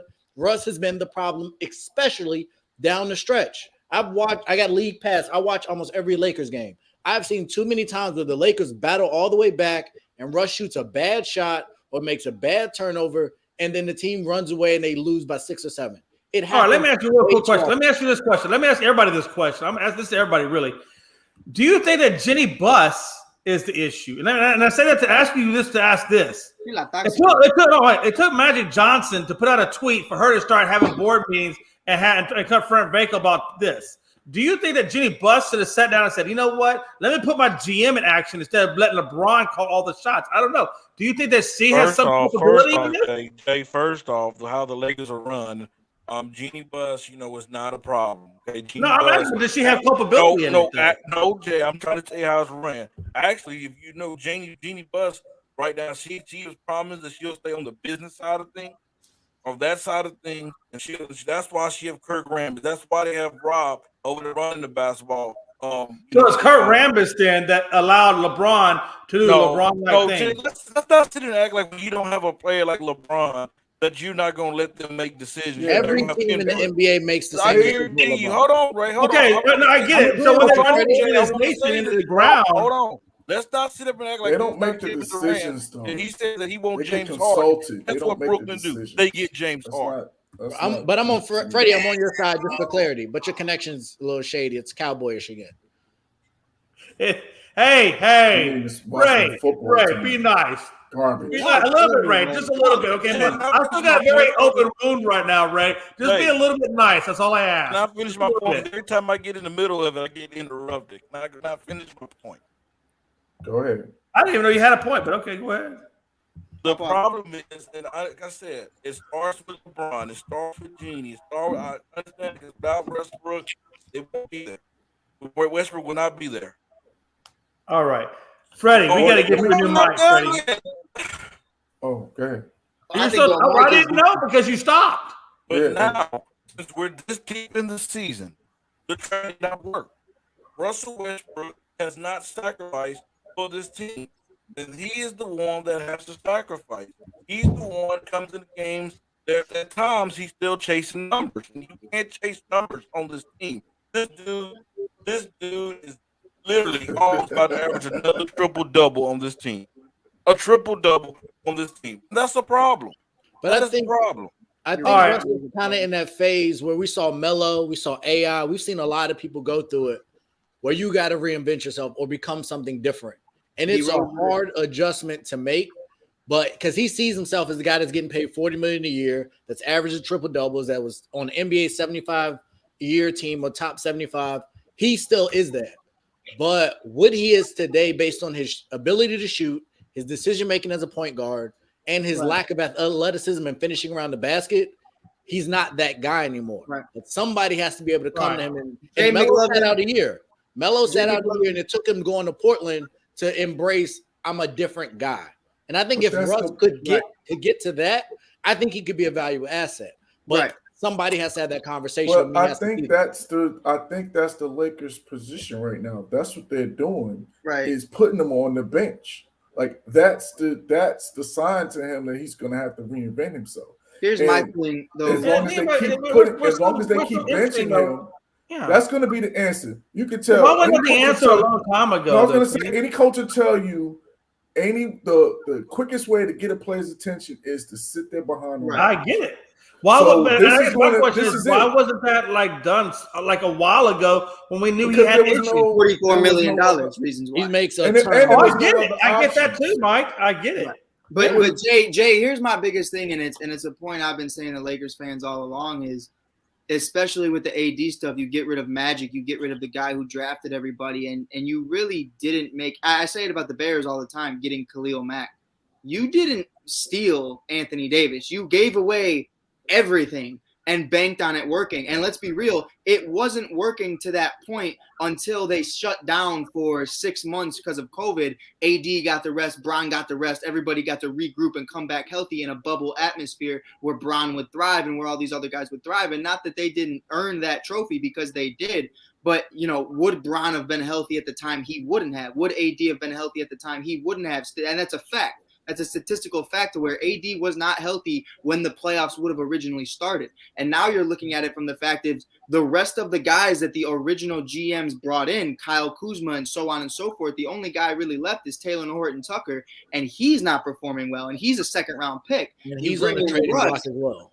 Right. And here's my thing about that is, he's not going to trade Talon. Bron loves Talon. The reality of it is Bron loves you until he doesn't. He said the same stuff about Kyle. He said the same stuff about Brandon and Lonzo, and now he's saying it about Talon. And those 3 of 4 guys are gone, and Talon's not far off. So my biggest thing is, Jay, the GM hasn't done anything except thrown a stuff at Russ and AD. And you got those 2 pieces, but the rest is Bron bringing in his friends. And the GM is incompetent, and that's the biggest. That's true. I'll give you that, because look at Julius Randle and Brandon Ingram. All the Lakers. All those guys have gone under fruition. The Lakers they're thriving. They're all thriving. There's a report yesterday that came out that LeBron put pressure on the organization. Oh yeah, I bet he did. And you know what he said? Get my friends in here, or I want to leave. He also put pressure on them. You're going to listen. You're not the GM. Put pressure on them. Hold on, guys. Hey, we're at a level where we gotta have to agree to disagree, because this show is getting killed by all the overrunning. And Freddie, you got to fix that audio. I can't put that out there enough, man. Yeah. All right, we're gonna move on. We're gonna move on all the time, though. I get it, Kenny, man. Hey, I get it, man. Hey, look, I get it. It's Bron's show, and that's why the Lakers are where the Lakers are. They listen to him all the time because they didn't hire Ty Lue. He wanted Ty Lue. They didn't hire him. So they don't always listen to him. All right, we're going to move on to the next topic. Top 3 teams in the NBA currently as they stand right now. I'm not going to disrespect my Milwaukee, because I still think they're the reigning champions. I think they're going to pull it together. I got Milwaukee at 1. I got Phoenix at 2. No, correction. Let me correct that. I got Phoenix at 1, Milwaukee at 2, and then I got Golden State at 3. Those are my top 3 teams. Freddie, who you got? Come on, David. I can't. You got too many injuries. You got injuries, man. You got dog stomp when you had all 3 of your guys. You got dog stomp back to back at Brooklyn and Golden State. I can't put you there. I can't put you there. Mike, I love you, but I can't put you there. Freddie, who you got? I'm not putting it in order, but I'm going to go to Memphis Grizzlies. They're rolling. They look, a team that can compete with the conference.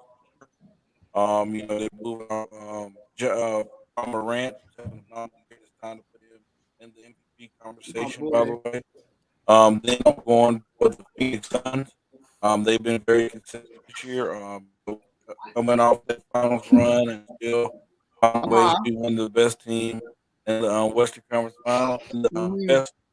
I'm going with the Chicago Bulls. Go on. Tell me more. He said the Bulls. I'm going with the Chicago Bulls. You know, they're still finding ways to win. You know, they're top two. What do you know? Number one over their niece. You're doing great, Queen. You're doing great. Keep going. 5-5 in the last 10. Even though they've missed a lot of their Ray, players, I don't want to hear that nonsense from you, sir. even though they lost a lot of their players. Pop off. Yeah. All right, Savannah, go ahead. Freddie, we gotta keep it pushing. Yeah, we're gonna keep it flowing. Freddie, you gotta go, man. Get your audio, get a new mic from Jay Nass. I don't do something, but right now you're hurting it, man. Savannah, I know you're over there laughing and you're having a good time with Freddie, but it's not funny, okay? This is very serious, Savannah. I need to know who's your three teams. Dude, I'm at the bottom again. Okay, well, it's hard to go against Phoenix. Like, if you don't put them at 1, like, it has to be Phoenix. I had to go back and correct myself. They look really good. I mean, I was watching them earlier before we were doing the show. They, like, looked really bad.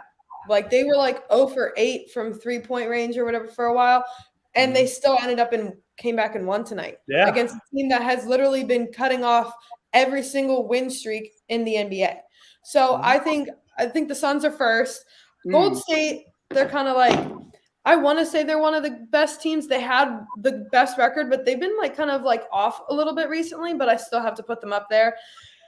I really want to say the Bucks just because that's my team and I want to say that, but if you say the Bucks aren't in there, Savannah, we got problems. I'm not even, you're gonna discount the reigning MVP and no. I just don't want to. I hate putting my own teams and stuff. I feel like it makes me look bad. No, go ahead. It's okay to put that team in there. I'd put it in there. If you were putting it in there, I would question you. No, then I'm going to put the Bucks for sure. Thank you for being a true fan. Appreciate you. Mike Hughes, who's your three? 3 or 5. Three. Only 3, Mike. I'm going to put in Memphis. I'm going to put in Memphis. Okay. I'm going to give them some love, and I'm going to give I get that. Yeah, I'm going to give love to Phoenix. And as right now, I hope you would.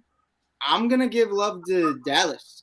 I'm going to give mad love to Dallas. What? I really am. I really am. Dallas? Hold on. No, let me start.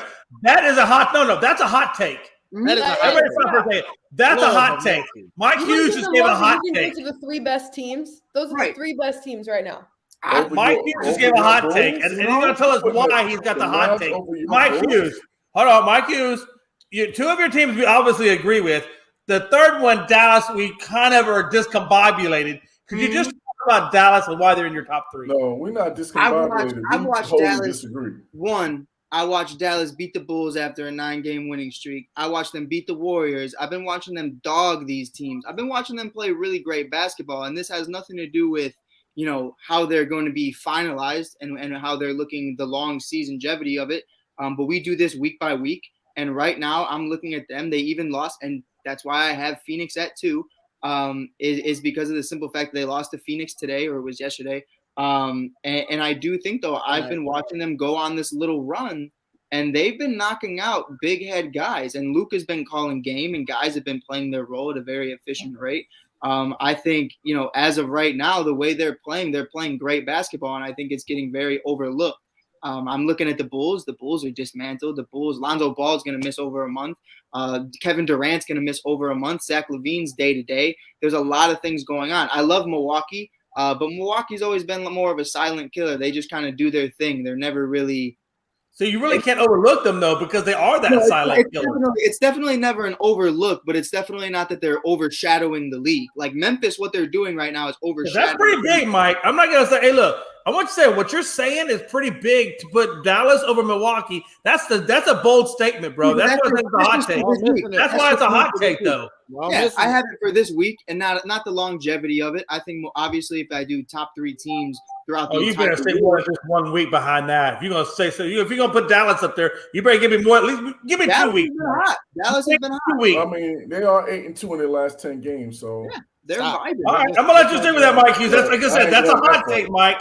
You're on blast. That's a hot take. We're gonna remember this, and then we will revisit it at some point in the season. We're gonna talk more about that. Ray, can I get your top 3 teams, please? I think I can't even say there's a consistency on the top 2.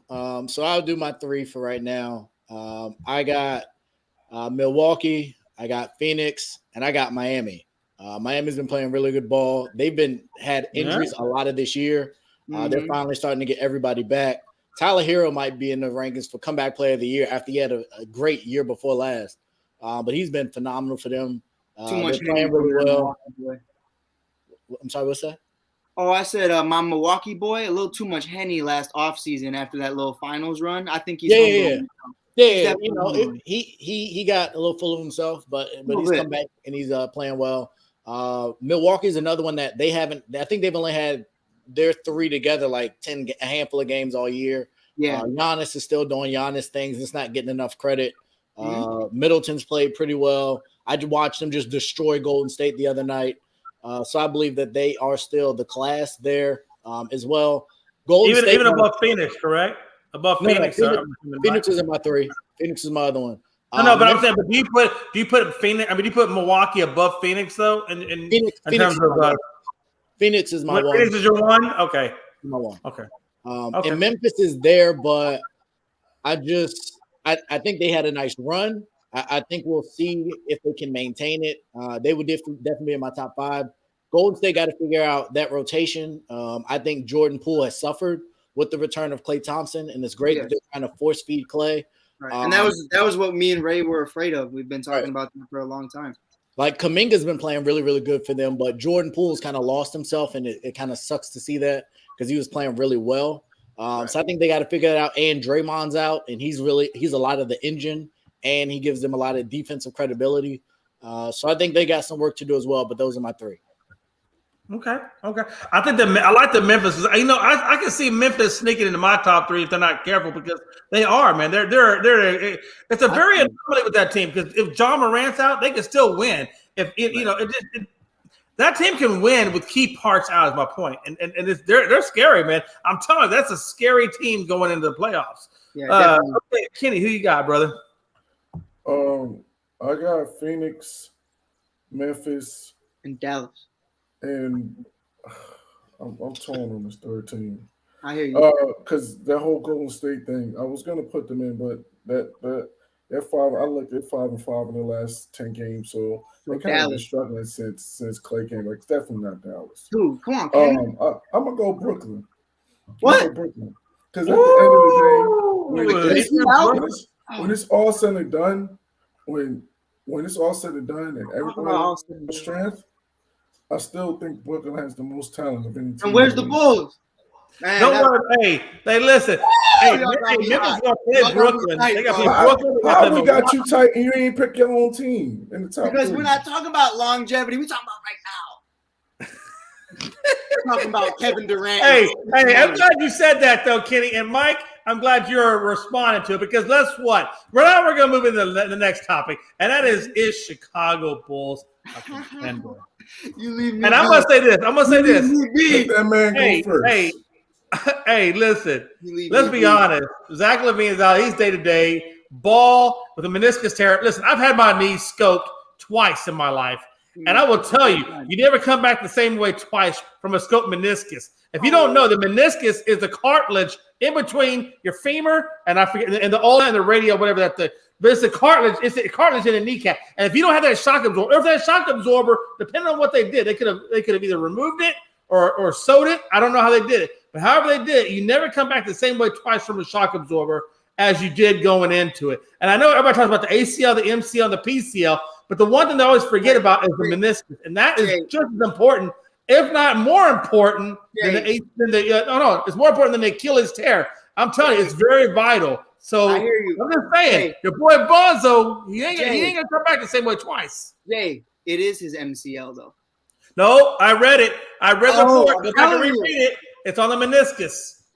It's on the meniscus. Go back and reread your report. Yeah, I heard meniscus as well. 4 to 6 weeks. That's okay. Let Mike Hughes believe what Mike Hughes wants to believe. I'm sorry. I forgive you. But it is the meniscus. When he finds it out, it's going to be the meniscus. And that's a pretty significant injury.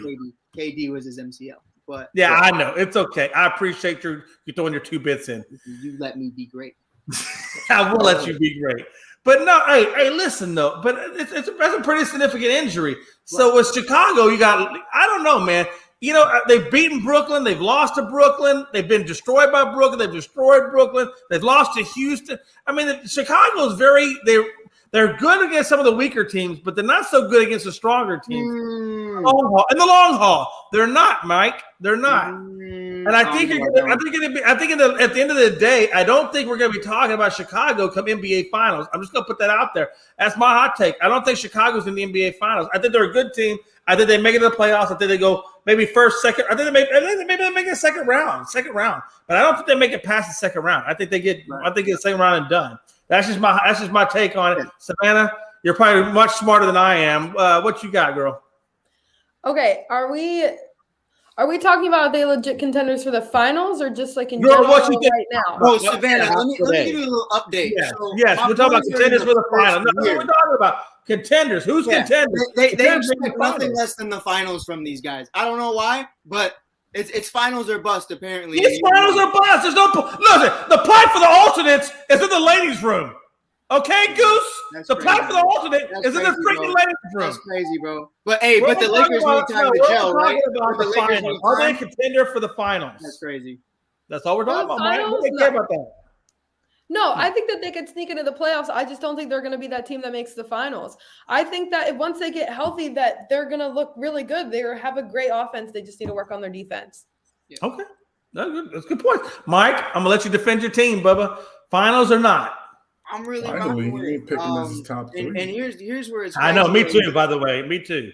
Here's where it's crazy about the question is that by the time the playoffs would come around, Patrick Williams is back. He's one of the best defenders on this team. Lonzo's back. He's one of the best defenders on this team. And I'm going to shout out my boy. I grew up with him. He's an amazing cat. He's an amazing dude. And he ended up being a second-round pick for the Bulls right now. Ayo Dosunmu, point guard of the Bulls. That's my dog. Grew up playing. I'm so happy for him. I'm so happy for him. And Ray, I want to talk to you about how he's playing. He's the first second-round pick to ever have back-to-back double-doubles. And when you look at his defensive rating right now, he had Ja Morant go 2 for 5. Tatum went 3 for 12. 2 for 8 by Bradley Beal. And Luka Doncic went 1 for 7 when guarded by my boy, my dog. And that's what happens when you grow up in Chicago. And that's the type of mentality that this kid brought. I want to say, shout out to my boy. You got to admit, Mike Hughes came out armed and prepared and ready to go. That's Mike, my dog. That's my dog. Very well thought out. Very good process in which you displayed your information.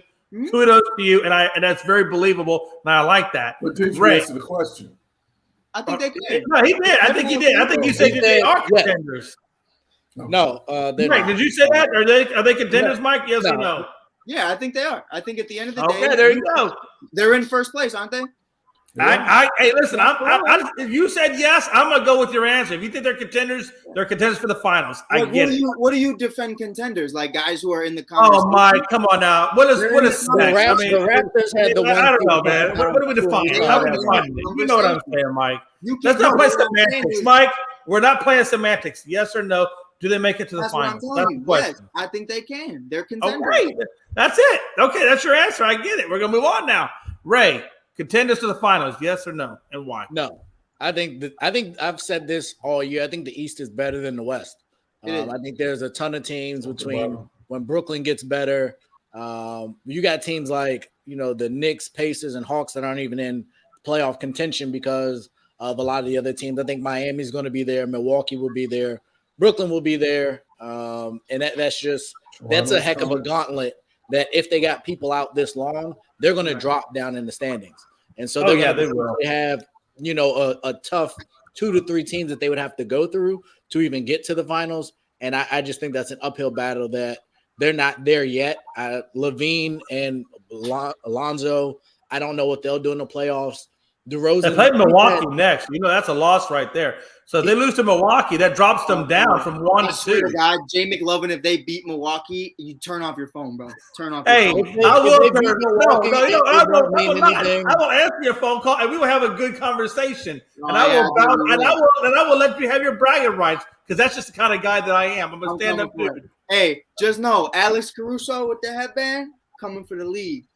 But they do no. But to Ray's point, they will drop down a few. I'm telling you, it would be bad. It would be. It's one of those upscale fights that Ray said. You're looking at dropping at least 2, maybe I think 2 spots. I think if Ball comes back or excuse me, if Zach LaVine comes back in, let's say 3 to 4 days, which is what there's predicted, 3 to 4 games is how much he'll miss.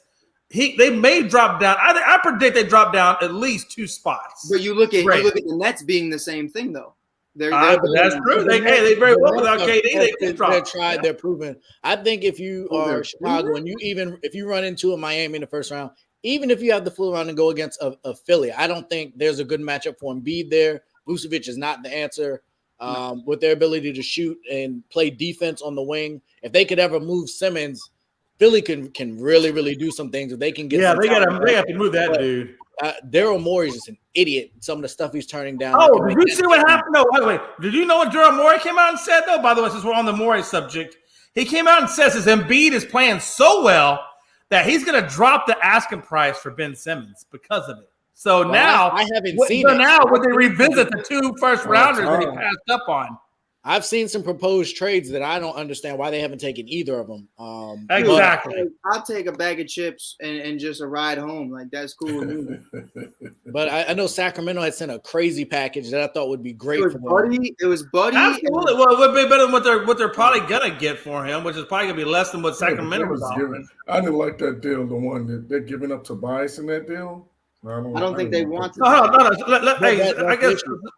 So, Ray, before I move on to Kenny, do you have – I think you gave your answer already. You said they're not going to make the finals, correct? I think the East is too deep. Okay, and I agree with you. Absolutely. Kenny, did they make it to the finals? Yes or no? Yeah, I think they're a year away, at least a year away. Especially now with Lonzo going down.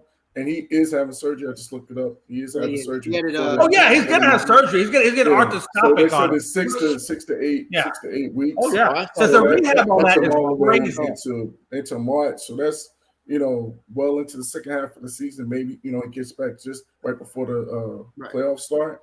So, but having said all that, I just think that they're building something though. You got a nice young core. You got some talent there, and so I just think it's for them to go from not being in the playoffs to go to the NBA Finals. That's what I'm saying, Kenny. Like, that's. I mean, why is the finals are bust right now? Yeah, I just think it's maybe a year too soon. But to be fair, Phoenix did do it last year. That's why I'm saying we can do it. Hey, but I'm gonna tell you something about that. Hey, I'm gonna tell you something about Lonzo Ball. Hey, when he comes back, and they're going to let him come back. He'll be healthy when he comes back. But I'm going to tell you something. That meniscus tear, I'm telling you, don't be surprised if he goes down again with that meniscus tear. I'm just telling you. I'm not trying to put bad voodoo juice, but I'm telling you, for a guy from meniscus tears, I'm telling you, it's tricky. When you got that shock absorber and it ain't doing quite what you want it to do, that bone to bone, hey, okay, good luck with that, Ricky Bobby. Because let me tell you something. Unlike the MCL, the PCL, and the ACL, once you start removing it, it doesn't regenerate. And the more you take out, the more bone to bone you get. I'm just gonna put that out there. Do with that information what you want. We're gonna move on now. No, we're gonna move on because we got to move on. You just do with that. If you want to throw the trash can, throw the trash can. We'll revisit it when it comes back. Second full time. Whatever you want to do. Just be careful, Ricky Bobby. Oh yeah. Hey, we're gonna go into this last topic. It's our last topic of the night, and we've already kind of been talking about it, so it shouldn't be too much. Daryl Morey, has he passed up too many conversations for Ben Simmons? I think so. I think when he got that deal for 2 first rounders and Harrison Barnes and Thibault and so forth, and he passed it, he gave it up, and he said, "No, we're not going to do it." Now he's going to come out to social media and say that, "Hey, now that Embiid is playing so well, now we're going to look at it," but it's already kind of passed you by. I think he had the gift horse. He looked it in the mouth and he gave it the proverbial middle finger. Savannah, what do you think?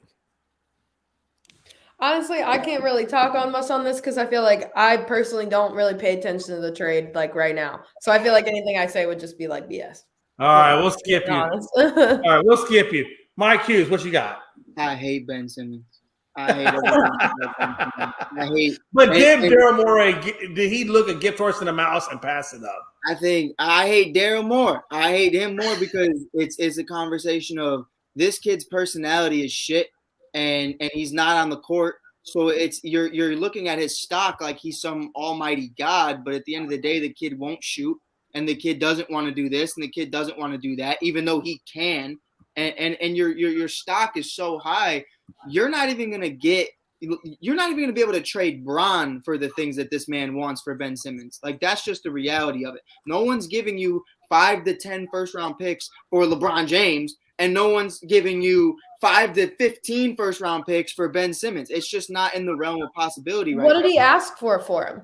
Everything. Oh. They wanted Tobias Harris. No, they wanted. It was for. I think it was just for Simmons, wasn't it?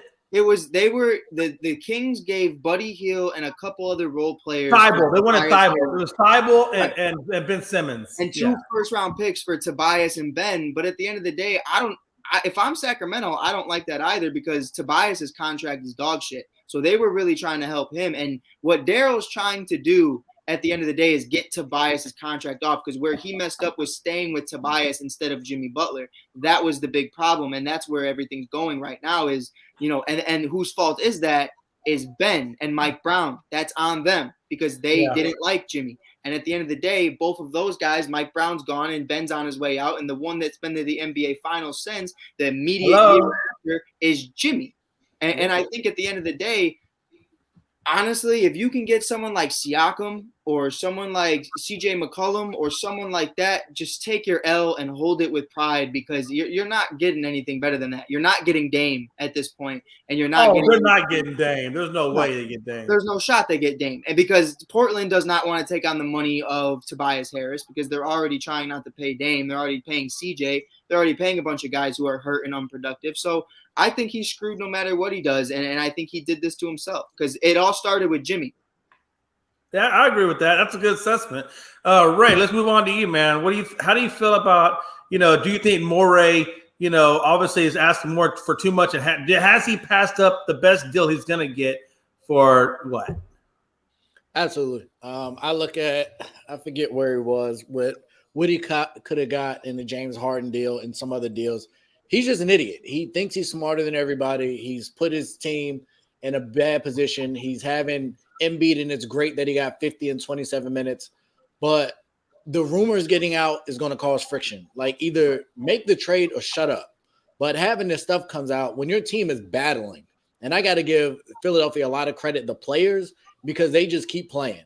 And again, I said the East is deep, and they're in contention. They're playing well. They're not saying much. Once they had that dinner and then Ben was away from the team, the players have done well. But what are you looking to gain here? It seems like it's this pissing contest where he's just trying to look like I took advantage of someone. And at this point, you're getting taken advantage of, and you're wearing down your team, and it's just unnecessary. Like, if there was a point or there was some logical explanation where you could get some superstar back, sure. That's not going to happen. So cut your losses, help your team be better. And I just think he's in his own way. Personally, if I was the team, I'd have fired him. Like, what has he done since he's been there? You fire him and have the guy that you hire immediately trade Ben Simmons for whatever. I think that's easy. Like, it's just Rich Paul flew out there to have the conversation. Nothing came of it. Like, you could have Skyped me for that. Like, it's just a mess. It looks dumb, and I don't see it going anywhere else. And I think they're going to come. The trade deadline is going to come. And as it gets closer to that deadline, the offers are going to get worse. And they're going to end up either getting stuck with Simmons, and he's not coming back. He's made that abundantly clear. All the rumors, the stuff that I believe that the Sixers put out saying he can't afford this and he hasn't managed his money well and all that, I think that's all Sixers team stuff. And Rich Paul, to me, and LeBron and all of them are smart people. They will make sure that young man is taken care of. He will eat this year, and he will continue to eat until he will wait out Daryl Morey. So one way or another, I think Daryl will be gone soon enough if he doesn't make this deal. Yeah, I agree with that. Absolutely. Especially the fact that he passed up on that whole Sacramento deal is going to come back to bite him in the ass big time. He could have had Cam Reddish and someone else too. Atlanta offered them something, but he kept trying to package. But he tried to throw the Tobias Harris. When you try to throw him in, that's what killed that deal. You want to right your wrong about what you did with Jimmy, and it's just not going to happen. You got to eat it. No, I think it's more. All right, Kenny, what you got for us? No, I was just gonna say, I think it's more so he's trying to right his wrong with James Harden. Like he saw that. I think he feels like he made that James Harden deal a little too quick. Right. And he didn't get enough. Excuse me, for James Harden. And so now he's trying to make up for that with this deal.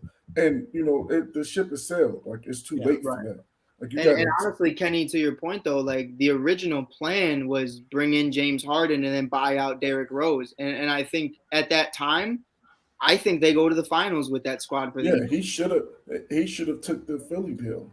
Yeah. That was the deal. That was the best deal, probably the best offer that he got for James Harden. And he said, he passed that up, and then wound up getting a secondary offer, or a less appealing offer for Oladipo, who wound up not even signing back then and wound up hurting himself. But that's all the story for another show. That's big. But I said all that to say is that like you have to take. Now I will say this though.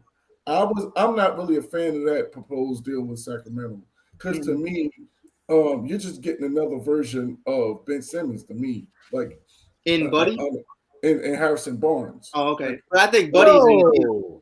What do you mean? Harrison Barnes shrinks in the playoffs. Harrison Barnes. The question being asked, Kenny. So you think that Daryl Morey is not overplaying his hand? That's what you're agreeing to. No, I agree that he's overplaying his hand for sure. Okay. But I didn't like the proposed deal with Sacramento. Right. I didn't like that deal. I like the Buddy Hill part of it though, because I think Buddy shoots. I like the Buddy Hill part. Let me ask you. You don't like 3 first rounders. A smaller version of that in Steph Curry. Kenny, what I'm asking is, you don't like getting 2 first rounders. You're just getting a bigger shooter that can't guard nobody. Right. Wait, hold on. I want to understand this for a second. So Sacramento offered at the best of it, they had 2 first rounders on the table. And we all know Sacramento is not the best team. So you're probably going to get a pretty damn decent. I think they were protected 2 years in a row. So you don't think that turning down 2 really good picks in the first round is not worth it? I think that's what Kenny's trying to say though, is like with the Sacramento deal is they were protected picks so that if Sacramento was bad. Well, that's true. Yeah. Okay. I didn't read the protected part. I just read the first. But what I saw was first round pick. Stupid. Like they're dumb. Well, they're not exactly smart either, though. Honestly. Yeah, no. But if you take the Maluk family has not been smart for a while. Let me ask you this, but let me say this though: if you put Ben Simmons, Tobias Harris with Bagley Jr., De'Aaron Fox, you don't think that can be a playoff team? Oh, I mean, hey, anything can be a playoff team if you have good coaching and development. That's what I'm saying. Like I think and some good and halfway decent talent, you can make a team. That's why I say that deal. I don't like it because those 2 picks will probably become late first round picks, and the guys that you're getting back, Halliburton can't shoot. Buddy Hill can shoot, but he can't guard. So you're putting in your backcourt, you're putting potentially two defensive liabilities in Steph Curry and Buddy Hill, and you're getting rid of probably your most consistent offensive player outside of Joel Embiid and Tobias Harris. So I'm not sure how much that really improves your team. So it's hard to say, right? Because you don't know who's going to be available at that pick. You don't know where that pick's going to fall. I mean, there's a lot of variables in that. But what if you are that person that actually gets a good pick and maybe he gets passed up and you pick that guy up? I mean, I don't know. I mean, there's chances, right?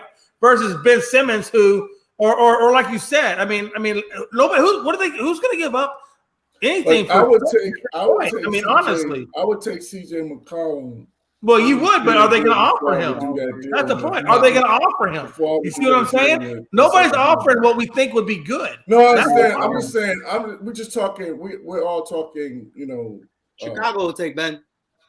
We're all talking. But for who? Okay, Chicago did for who? What are you going to give up? Neighborhood crackhead and a bag of shorts. Hey, that might work, right? The money won't match on that deal, so sorry. Yeah, hey, Ray, you're undervalued. We don't know how much crack he's packing. He might be. My guys. If he has enough crack to match Ben Simmons' deal, he's probably. Listen. Somebody learned how to keister. Somebody learned how to keister, but it's okay. That's a topic for another show on a different day. Hey, listen, guys, we got to wrap this thing up, man. Freddie's not here. I'm gonna wrap this thing up for us. Hey, don't forget to check out ASAP Plus. Don't forget to check out. The seminar, I can't say that damn word. The Senseis. The Sports Senseis. Don't forget to check out the Sports Senseis and all the other shows that we have on Tiki, that we have on Roku. Facebook, God, you name it, man, we're out there. Find us on ASAP. And this is Real Talk, and we've kept it, I think, for the most part, pretty damn real. And we'll see you guys on it is Thursday. We'll see you guys on Monday. And you guys have a good night. Peace out. We'll see you next time. All sports, all plays. Yeah. All sports, all plays. All sports, all plays. 365, we're making a plays. You talking the game, get you through the days. We're high in the court, the dime in the lane. Variety, topics, living the same. All presentation, sports information. In the airways, taking the nation.